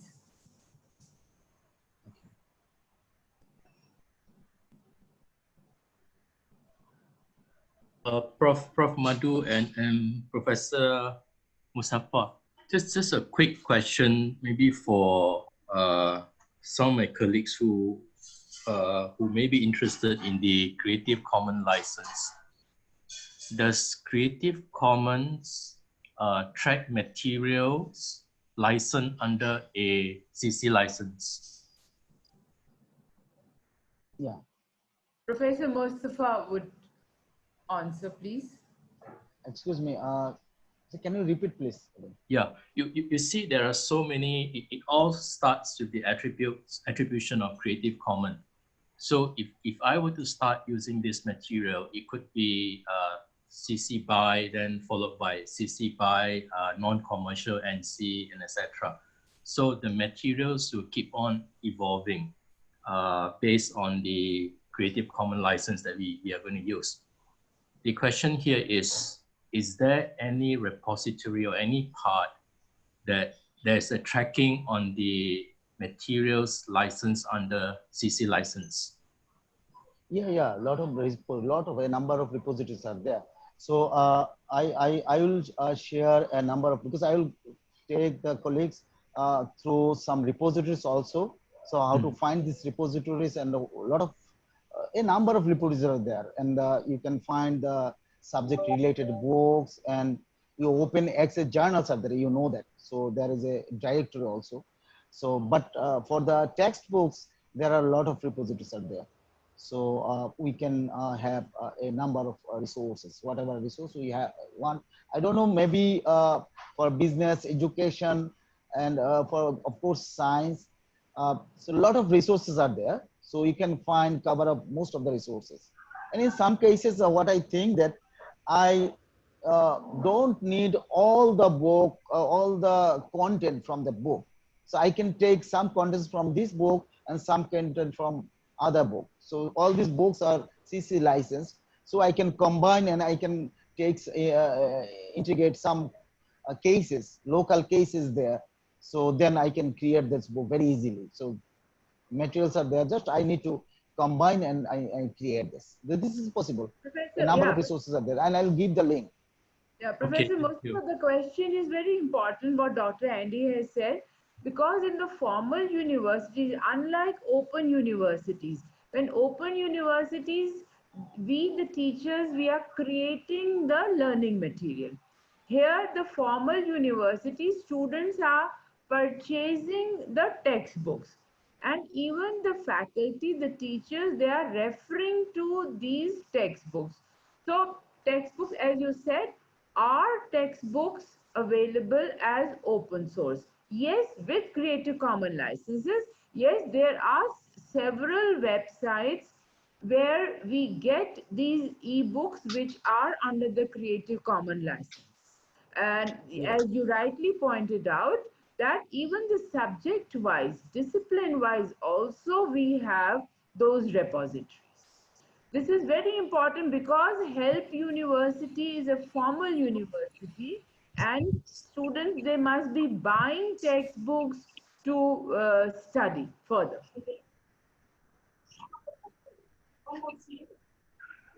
Okay, so but very quickly I can say that there are some very integrated actually repository. I mean, some repository, these are kind of referatory. That means they are connecting with other repositories. Some, for example, the OER knowledge cloud. So you can search anything there. And for journals, you know, we have directory of open access journals. So that is also there. And also there are some specific repositories. For example, Commonwealth of Learning, OSIS is a repository. So we can have a lot of textbook means these are very important and skill related. In most of the cases, skill related textbooks are there. So, and a lot of other repositories are there. I'll share the links with all the colleagues. So they'll be able to find the resources from there. Dr. Andy, I hope this will answer the question. Yes, yes, it does. Thank you, Prof. Madhu and Prof. Mustafa.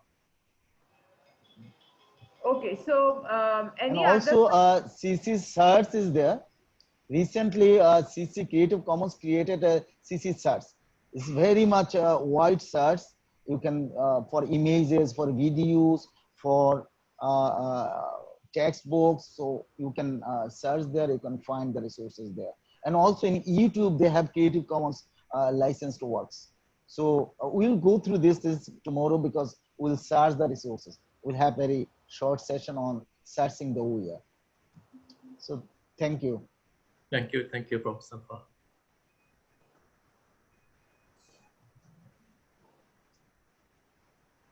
Madam, please, sorry, I entered into the middle. Can I ask a question, please? Yes, sure. Hello, my name is, can you hear me? Yes, yes. Sure, go ahead. Yes, yes. Okay, my name is Dashini. I work in corporate communications at Help University. I just want to understand that how do you know whether certain information is in public domain and it's under license, you know? How would you know that difference? Because if it's in public domain, then it is of course easier to access and use rather than if it is under license, you see. But how would you then know what is in public domain and what is under license? I mean, is it clear? Are the guidelines clear on that? It is, for example, in Creative Commons, they use two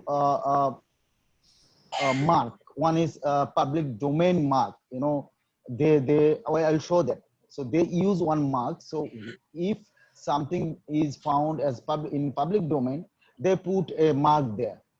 So we can see that. Another is they put a CC0 there. So if someone, maybe after the death of the creator, 70 years after the death of creator, it will automatically go to public domain. That is one case. So they use the mark there. But during my lifetime, if I like to surrender or put anything in public domain, I can use CC0. CC0. So if I put CC0, it will indicate that it is in public domain. So if you find anything with CC0, you can just consider it as public domain. You can do anything, even you don't need to attribute. So attribution is actually needed everywhere because of the moral right. So, but for public domain, if you don't attribute, it doesn't matter. But as a moral right, we usually acknowledge the author always. So that is the moral.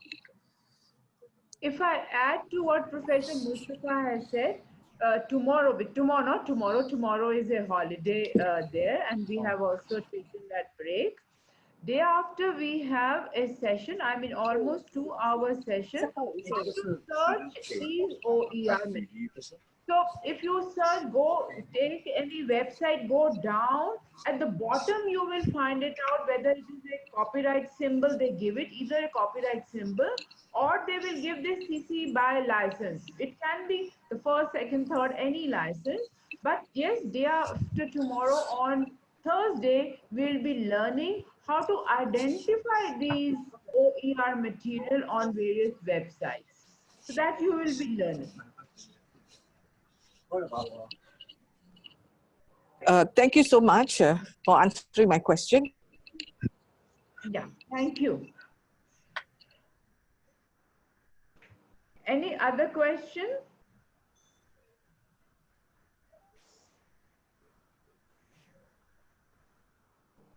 Okay, if there's no question, Professor Mustafa, we have still half an hour or more than half an hour. Can we move forward? Yes.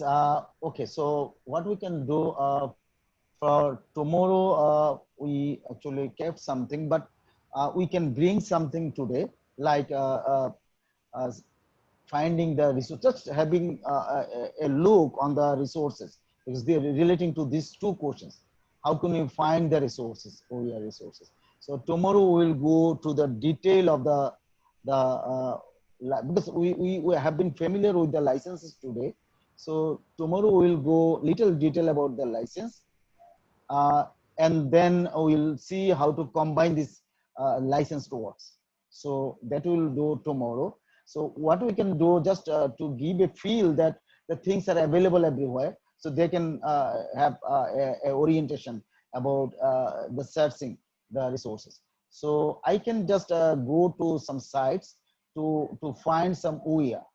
So let us. Okay, can I, madam, share the slide? Yeah, slide or the sites here. I can just move to the slides here. Is it okay? Since we have the time, so we can little.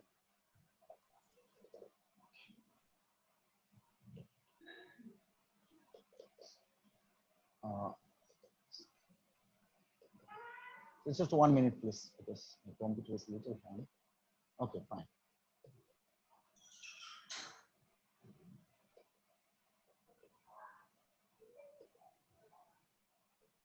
So I am just sharing some sites here so that you can understand actually where these things are available. For example, what I told that these are for the journals. So all these journals, this is the directory of open access journals. I think tomorrow Dr. Bornali will detail out this very much. So you see this journal, all these journals in this under this directory, you will find a number of the journals here. So you can see on the downside, this whole directory is licensed under CC by SA. That means anything here you can access, you can download, you can use, you can reuse. It's not a problem. You can redistribute whatever you like, you can do it. And another is if we just look into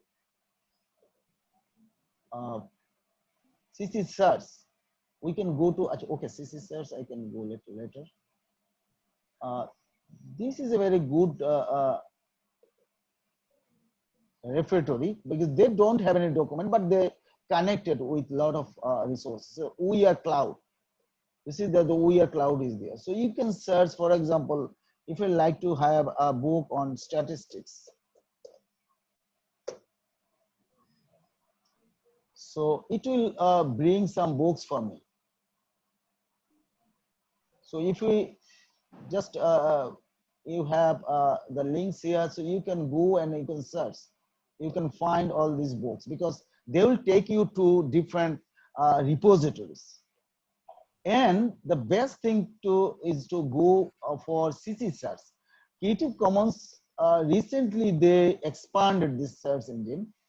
So it's very nice now. So you can go for example, you can put anything here. like, for example, economics, microeconomics.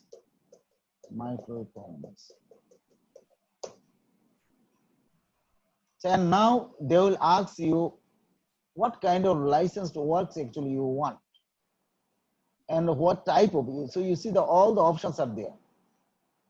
So you need photograph, illustration, or what type of file is you want, and aspect ratio, image. So all these things are there. So these are another search. You can search video.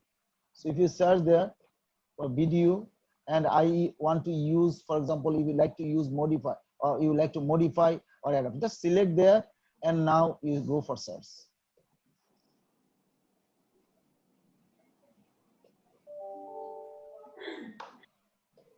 I don't know, my search is not working.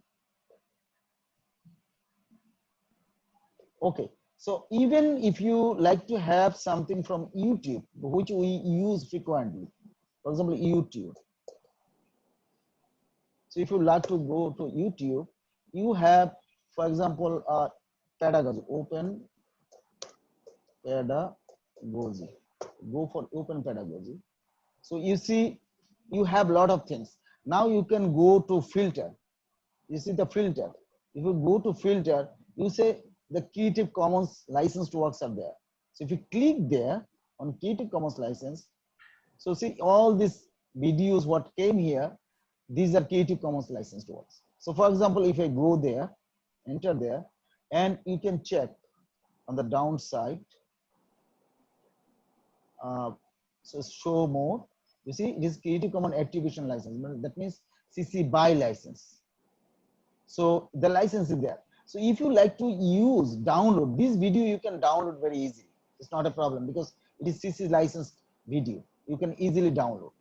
So you can search in your subject if you like to have a video instantly, if you like to share with your students. So you can take the link from there, you can put it into the platform, and the students, and even if you can, if you like, you can download it. And any kind of resource you find online, if you just take the link doesn't have any copyright. For example, if I like to take any document, any resource from website, for example, microeconomics. This is not a filtered search. I got it from an open search, for example. And then I want to use this image, for example. And if I download this image, because this image may not be licensed, so because it is not a filtered search, so it is naturally, if it is not filtered, so it is very difficult to find. So it is subject to copyright. The images may be subject to, on the right side you can see, the images may be subject to copyright. So I will not use it, I will not download it. So what I will do, I will just go to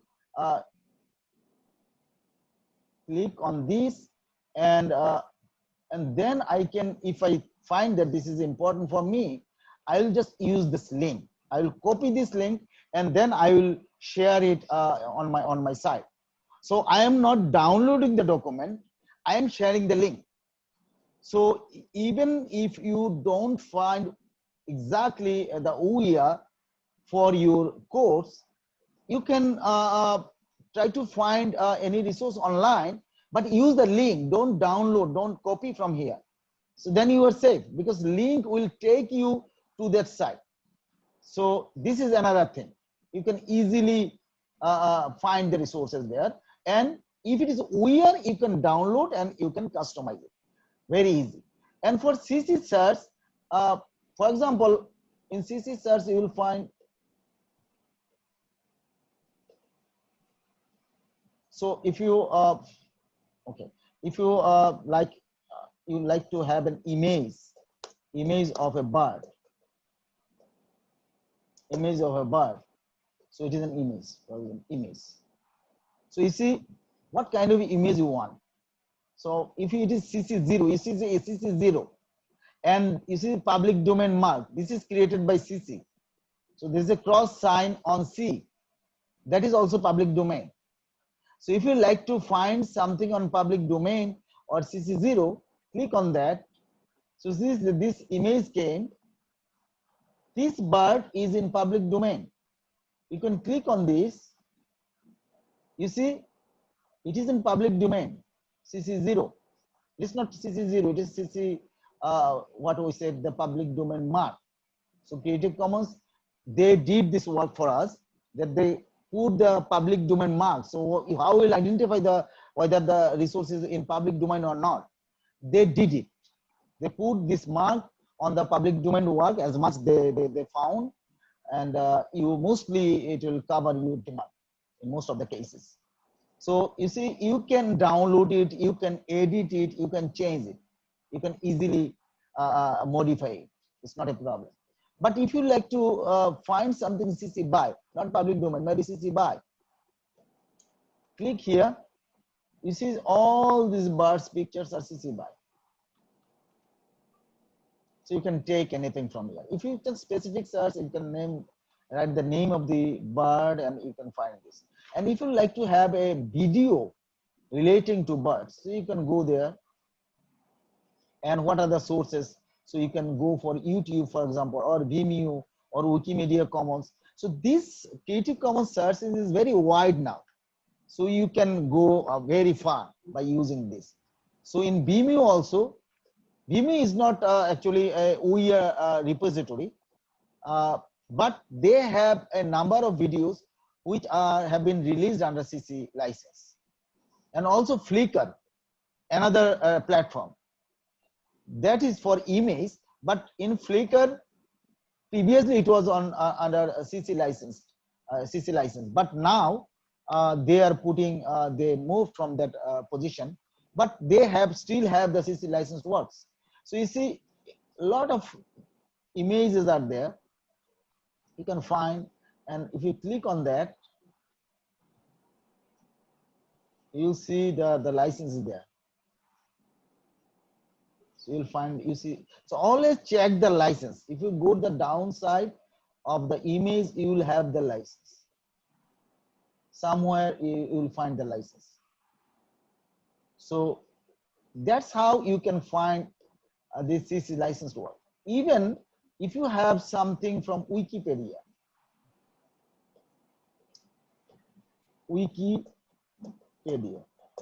so there are a lot of repositories. Don't worry for the because you don't need to know all these names, because it is not possible to know all these names. So I will give you the links, OER Cloud or the DUSA. So you can find this and some other repositories, a list of repositories I will share with you, the links, maybe on WhatsApp or somewhere else I will give it. But if you search something, in most of the cases, what we find, we go to Wikipedia. We first of all, we find Wikipedia. Then you can see under Wikipedia, it is Creative Commons Attribution Share Alike license, CC BY SA license. That means whatever you are taking from Wikipedia, it is under CC BY SA license. So you can download it, you can take it, you can edit it, you can modify it, whatever you like, you can do it. But the created work, the new work must be released under CC BY SA. Sometimes people think that, okay, I am taking something from Wikipedia and something I already have in my own book. So sometimes whatever they took from Wikipedia, they put this license, CC BY SA license under that. So this is also in practice. But if you think logically, if you mix something, maybe for text is fine. If it is a video, how will you identify? It will be very difficult. So in that case, the whole video should go under CC BY SA license. So this is these are the things when we will talk about the remixing, we will discuss all these things. And another search engine is very commonly used. This is Google. Professor Mustafa, before going to Google, yes, Professor Mustafa, before going to Google, can we take a question which is Manpreet Kaur sure, is asking question. Manpreet, you can ask your question directly. Unmute your mic and ask your question.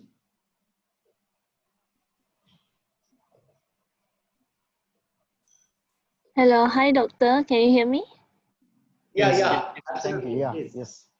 All right. Just a quick question.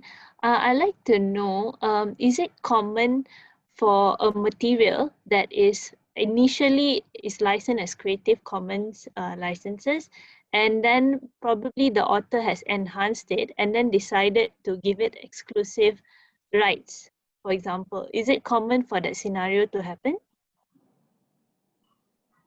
Uh, can you repeat, please? I actually can get the answer. A question. What I understood, the Professor Mustafa, she's asking, Manpreet is asking, that suppose an article is released under a CC license, and Yeah. later he or she, the author, revises and then changes his or her mind and does not release it. So, Manpreet, is that I could get it, the question right? Yes, yes, Dr. Madhu. Thank you. Yeah. So, So Mustafa, then one. what Yeah. happened? Okay. So once you shared it openly, so there is no provision to pull it back. But it is shared already openly. You cannot actually claim anyway if someone else downloaded it and used it, they revised it, depending on your license. So now if you take it back, it is not possible. Because once you shared something openly, so it is open sharing. So how you can take it back? So it is very difficult, because even if you use it you enhance it and use it for your other purpose, but how you will stop them? So everybody will start using your resource. So that is the dilemma. So even if you enhance it, you can do it. You can enhance it because this is your resource. You can enhance it and you can put it anywhere. It's okay. But you cannot stop other people. Once you share openly, it is shared. So you can take it back. In addition to Is that, that Professor Mustafa, in addition to that, just I wanted to just make it more comfortable to understand. That is, for example, you released a material under Creative Commons license, any license probably, right? And each and every licensing has the certain descriptions. Within that description means it is certain mandate. We need to follow that mandate, understanding of that description, and use the material authentically, because all these are intellectual property.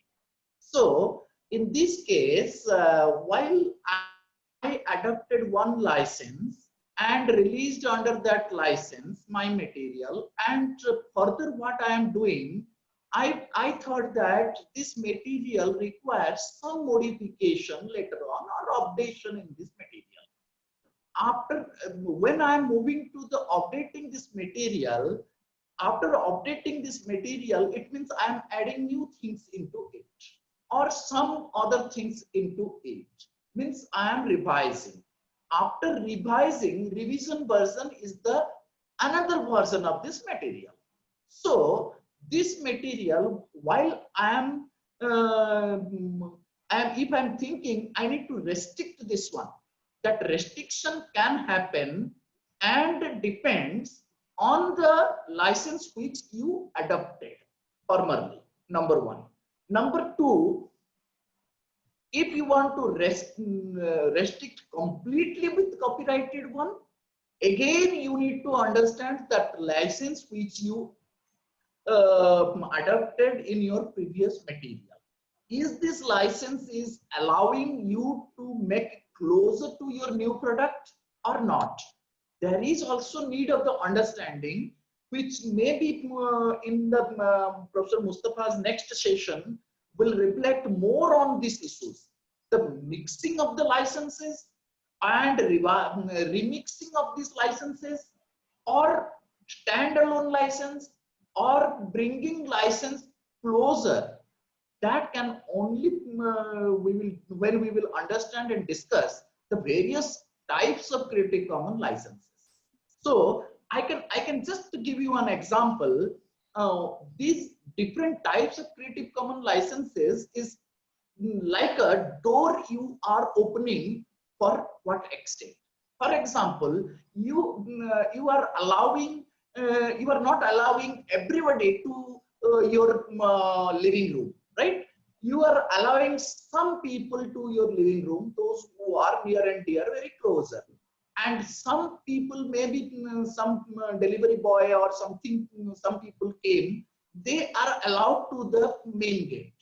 And maybe some people are very, very near and dear, like your relatives, other things, you may allow them to your kitchen. So these are the some level of restrictions.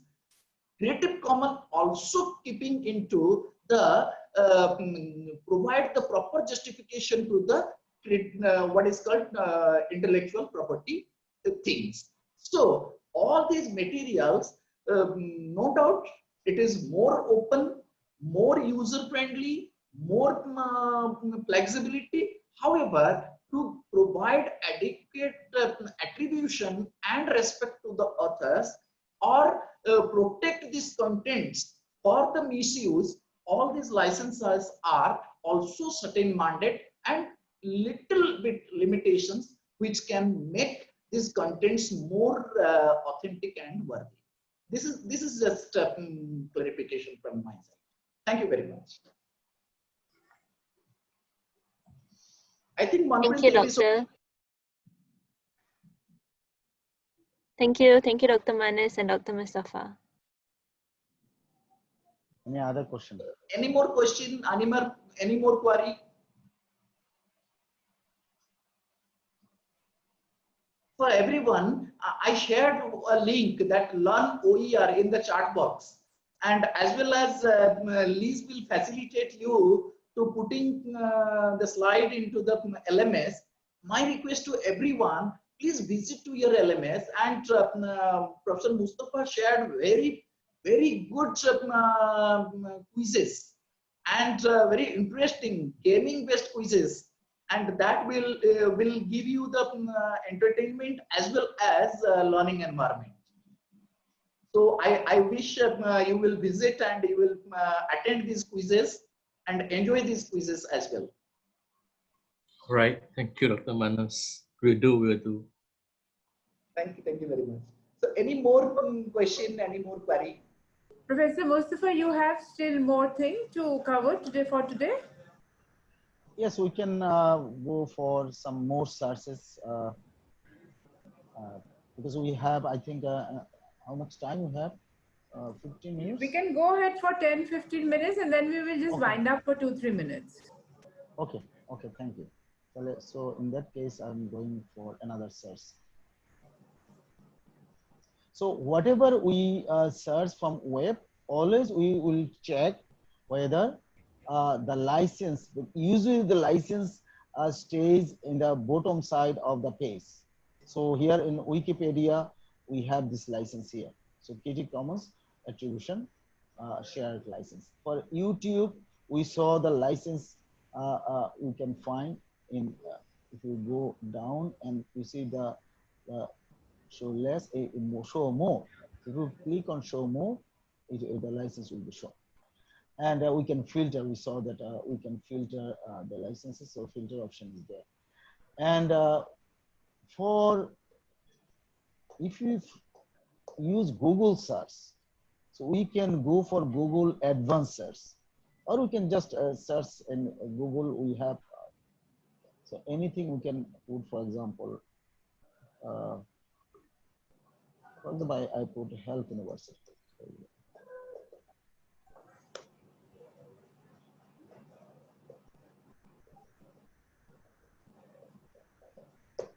So we can search. So you see on the right side, we have settings and tools. We have tools and settings. So in settings, you have advanced search. So again, just in Google search, you will have the settings and you have advanced search. In advanced search, you can put anything in these words. For example, what I started with microeconomics. So then So there are fields. So all these fields you don't need to actually fill out. So then finally I'm going, and you can choose the format. You can choose a lot of things. You can choose language. So language, maybe we can say, okay, it should be say English. So you can choose everything here. And then finally, you see the users' rights are here, users' rights. So you can put the Creative Commons licenses, commercial and other licenses. So Creative Commons licenses, and then go for advanced search. So you see, you get a number of books and materials here. For example, Khan Academy, they have microeconomics and economic times and economic edX they have. So, and you see a lot of materials are there. So now you can click on something, and if you, even if you go to this site, always check the license, what license they have. So see here in Khan Academy, so a lot of courses are there. In microeconomics, they have the chapters here. And on the downside, you can check the license here. So they put the license here. I don't know what is the license. So this is, you see the Khan Academy, this seems copyrighted. So you have to check it. So in Google Advanced, sometimes it happens. They are bringing something which may not be OER, may not be licensed. So that's why you try to go to the repository first, then check. Otherwise, you can come here.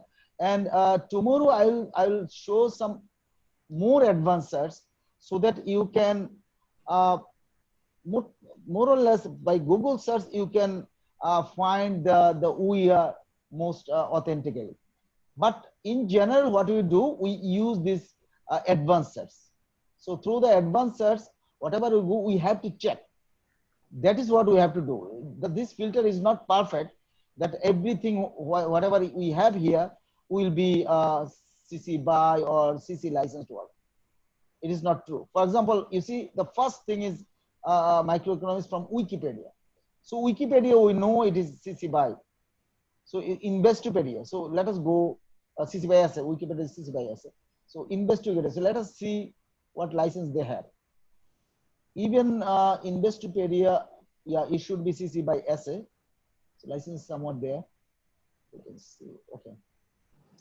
So all this Wikipedia or Investopedia, I don't know, but you have to check it whether it is under CC license or not.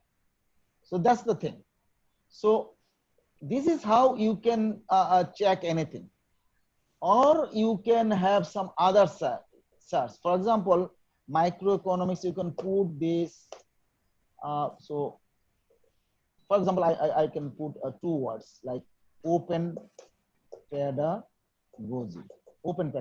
So double apostrophe, let us put double apostrophe here, so double. And then we can put a colon, then site edu. This is little advanced. I mean, I'll talk because it's a little bit, complex. I'll show tomorrow. So open pedagogy notebook, so open pedagogy will come. So all these things, you will find this open pedagogy, introduction to open pedagogy course. So you'll find that most of the things, or edu course. So you'll find most of the documents through that filter search will be OER. But best is to go to the repository. Always go to the repository. That is always better. You see, this search gives me something which is under CC BY essay, CC BY NC. So this material is under CC BY NC. So anything you take from this course on open pedagogy, you can use it, you can download it, you can do everything, but it should not be sold out. You cannot claim any money out of this. So that's the thing. So you have to look into this resource, license. That is the most important thing. So that is how we can search. So we have CC search. We have in particular, if you like to find image, you can go for Flickr, Flickr Commons. You can have video, Vimeo Commons. You can have YouTube. You have to filter for Creative Commons. You can go for Pixabay. So Pixabay, that is another search engine. So what I said that you don't actually need to remember all these things, all these repository names, because it is not possible. Just search through Google Advanced Search, or you go to just you give a search like, for example, a bird. If you like to picture of a bird, so if you put there and then you write that you want something relating to public domain. So you like to have CC0, for example.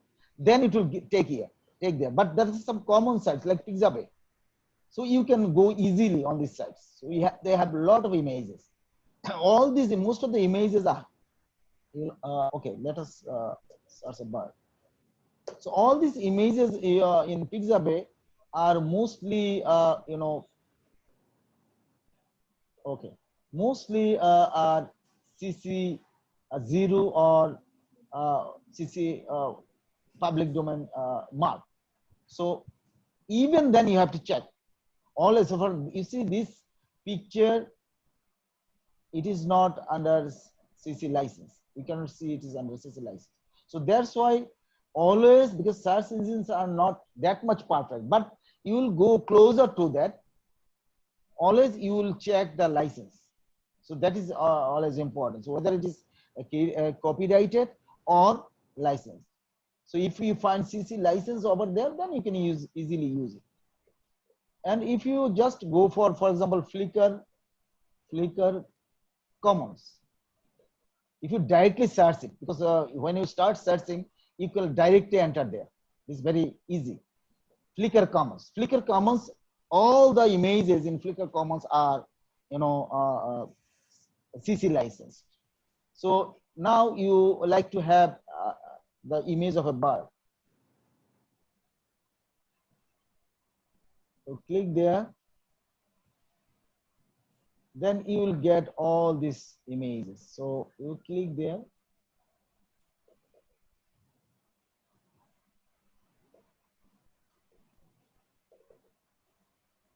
My computer is a little slow.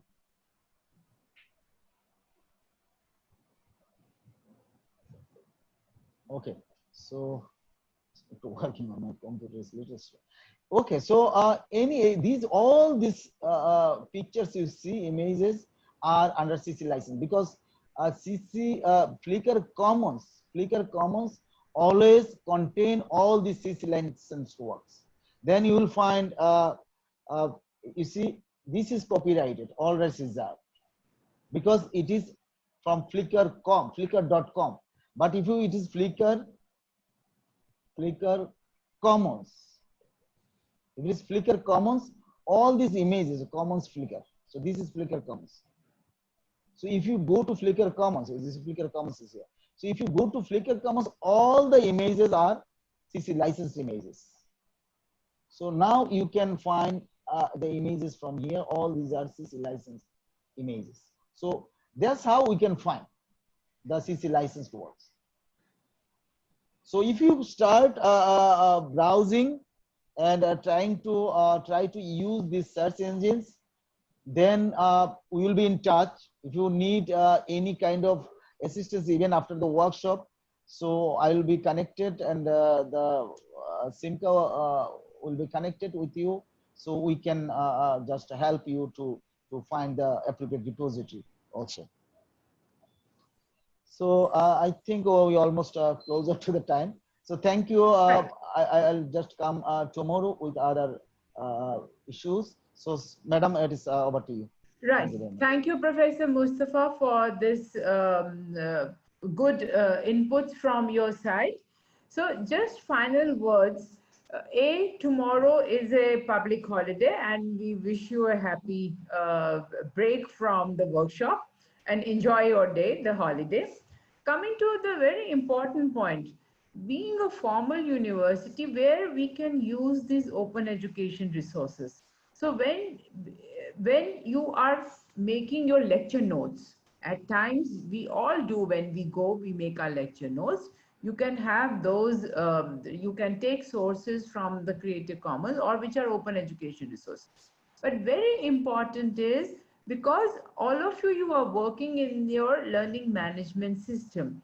There you put your comments, your text material, your lectures, your maybe PowerPoints also. There you can have these OER material and put it so that your students can have easy access to these resources. Or you can give links and so on and so forth. So today it was a learning when Dr. Manas did a survey, a small survey, that how many of us we know about open education resources. Till morning we got 11 responses, and out of 11 responses, 55% people, like it is almost 6 people, they said, 6 colleagues, they said, they don't know about open education resources, and 2 3 they said they know, they are very well aware. So I hope with this first induction to this topic, this subject, you will be able to understand, know more about open education resources. We will be sending you the YouTube link. Those who have Kunsi in between or other colleagues also can check that link, and you can follow what was the interaction today and what was transpired and what Professor Mustafa, he gave the presentations. And I think Professor Mustafa has already have those presentations on the LMS. You can go and access there. So with these words from our side, thank you. Dr. Andy wants to add anything, or Dr. Manas wants to add anything? Yeah, before Andy, just I wanted to add one more thing. Then I will hand over to Andy. One is tomorrow's session postponed to 18th. So there is no change in the 17th session. It is as it is as per the schedule. 17 sessions will be continued, and tomorrow's session, as it is postponed to 18th. However, timings we made little bit reshuffled and preponed timing, which has been communicated to Dr. Andy, and definitely Dr. Andy will be share with you all. And another link for this 18th workshop I will send, and but the same link will work for day after tomorrow. From my side, this is the information. Thank you. Dr. Andy, then to sum up. Okay, Prof. Madhu, Dr. Manas, and Prof. Mustafa, thank you for the introductory session on the QA aspect of OER, as well as the Creative Commons license and open licenses. I think what we need to do on our side would be to assess the learning materials that have been uploaded in the LMS and attempt those quizzes. Perhaps this is what we on our side should do, because otherwise we won't be able to follow through what is going to be shared on Thursday and Friday. So with that, we thank you very much for this sharing session, and we look forward for many other sessions that will come on board. And one of the things that my colleagues will be looking at would be how to effectively deliver online learning and teaching over the LMS platform, and also other related aspects of the online teaching and learning. And of course, OER is one of the aspects, because we are actually looking at building our self-instructional materials. We are actually, even though we are a conventional institution, we are moving towards blended learning approach. where almost like 50% of the learning time would be spent on the LMS for independent learning. So which is why open educational resources would provide a wealth of resources for us to tap on. So we wish you a very restful evening. Thank you very much, Prof. Madhu, Dr. Manas, and Prof. Mustafa, and colleagues in Help University. Yes, thank you to all colleagues from Help University for your time, and enjoy the evening and tomorrow's holiday. Thank you. Bye-bye. Okay, we'll see you on Thursday then. Yeah, Thank sure. you. Okay. Bye. Thank you very much. Okay, bye all of you. Bye. Bye.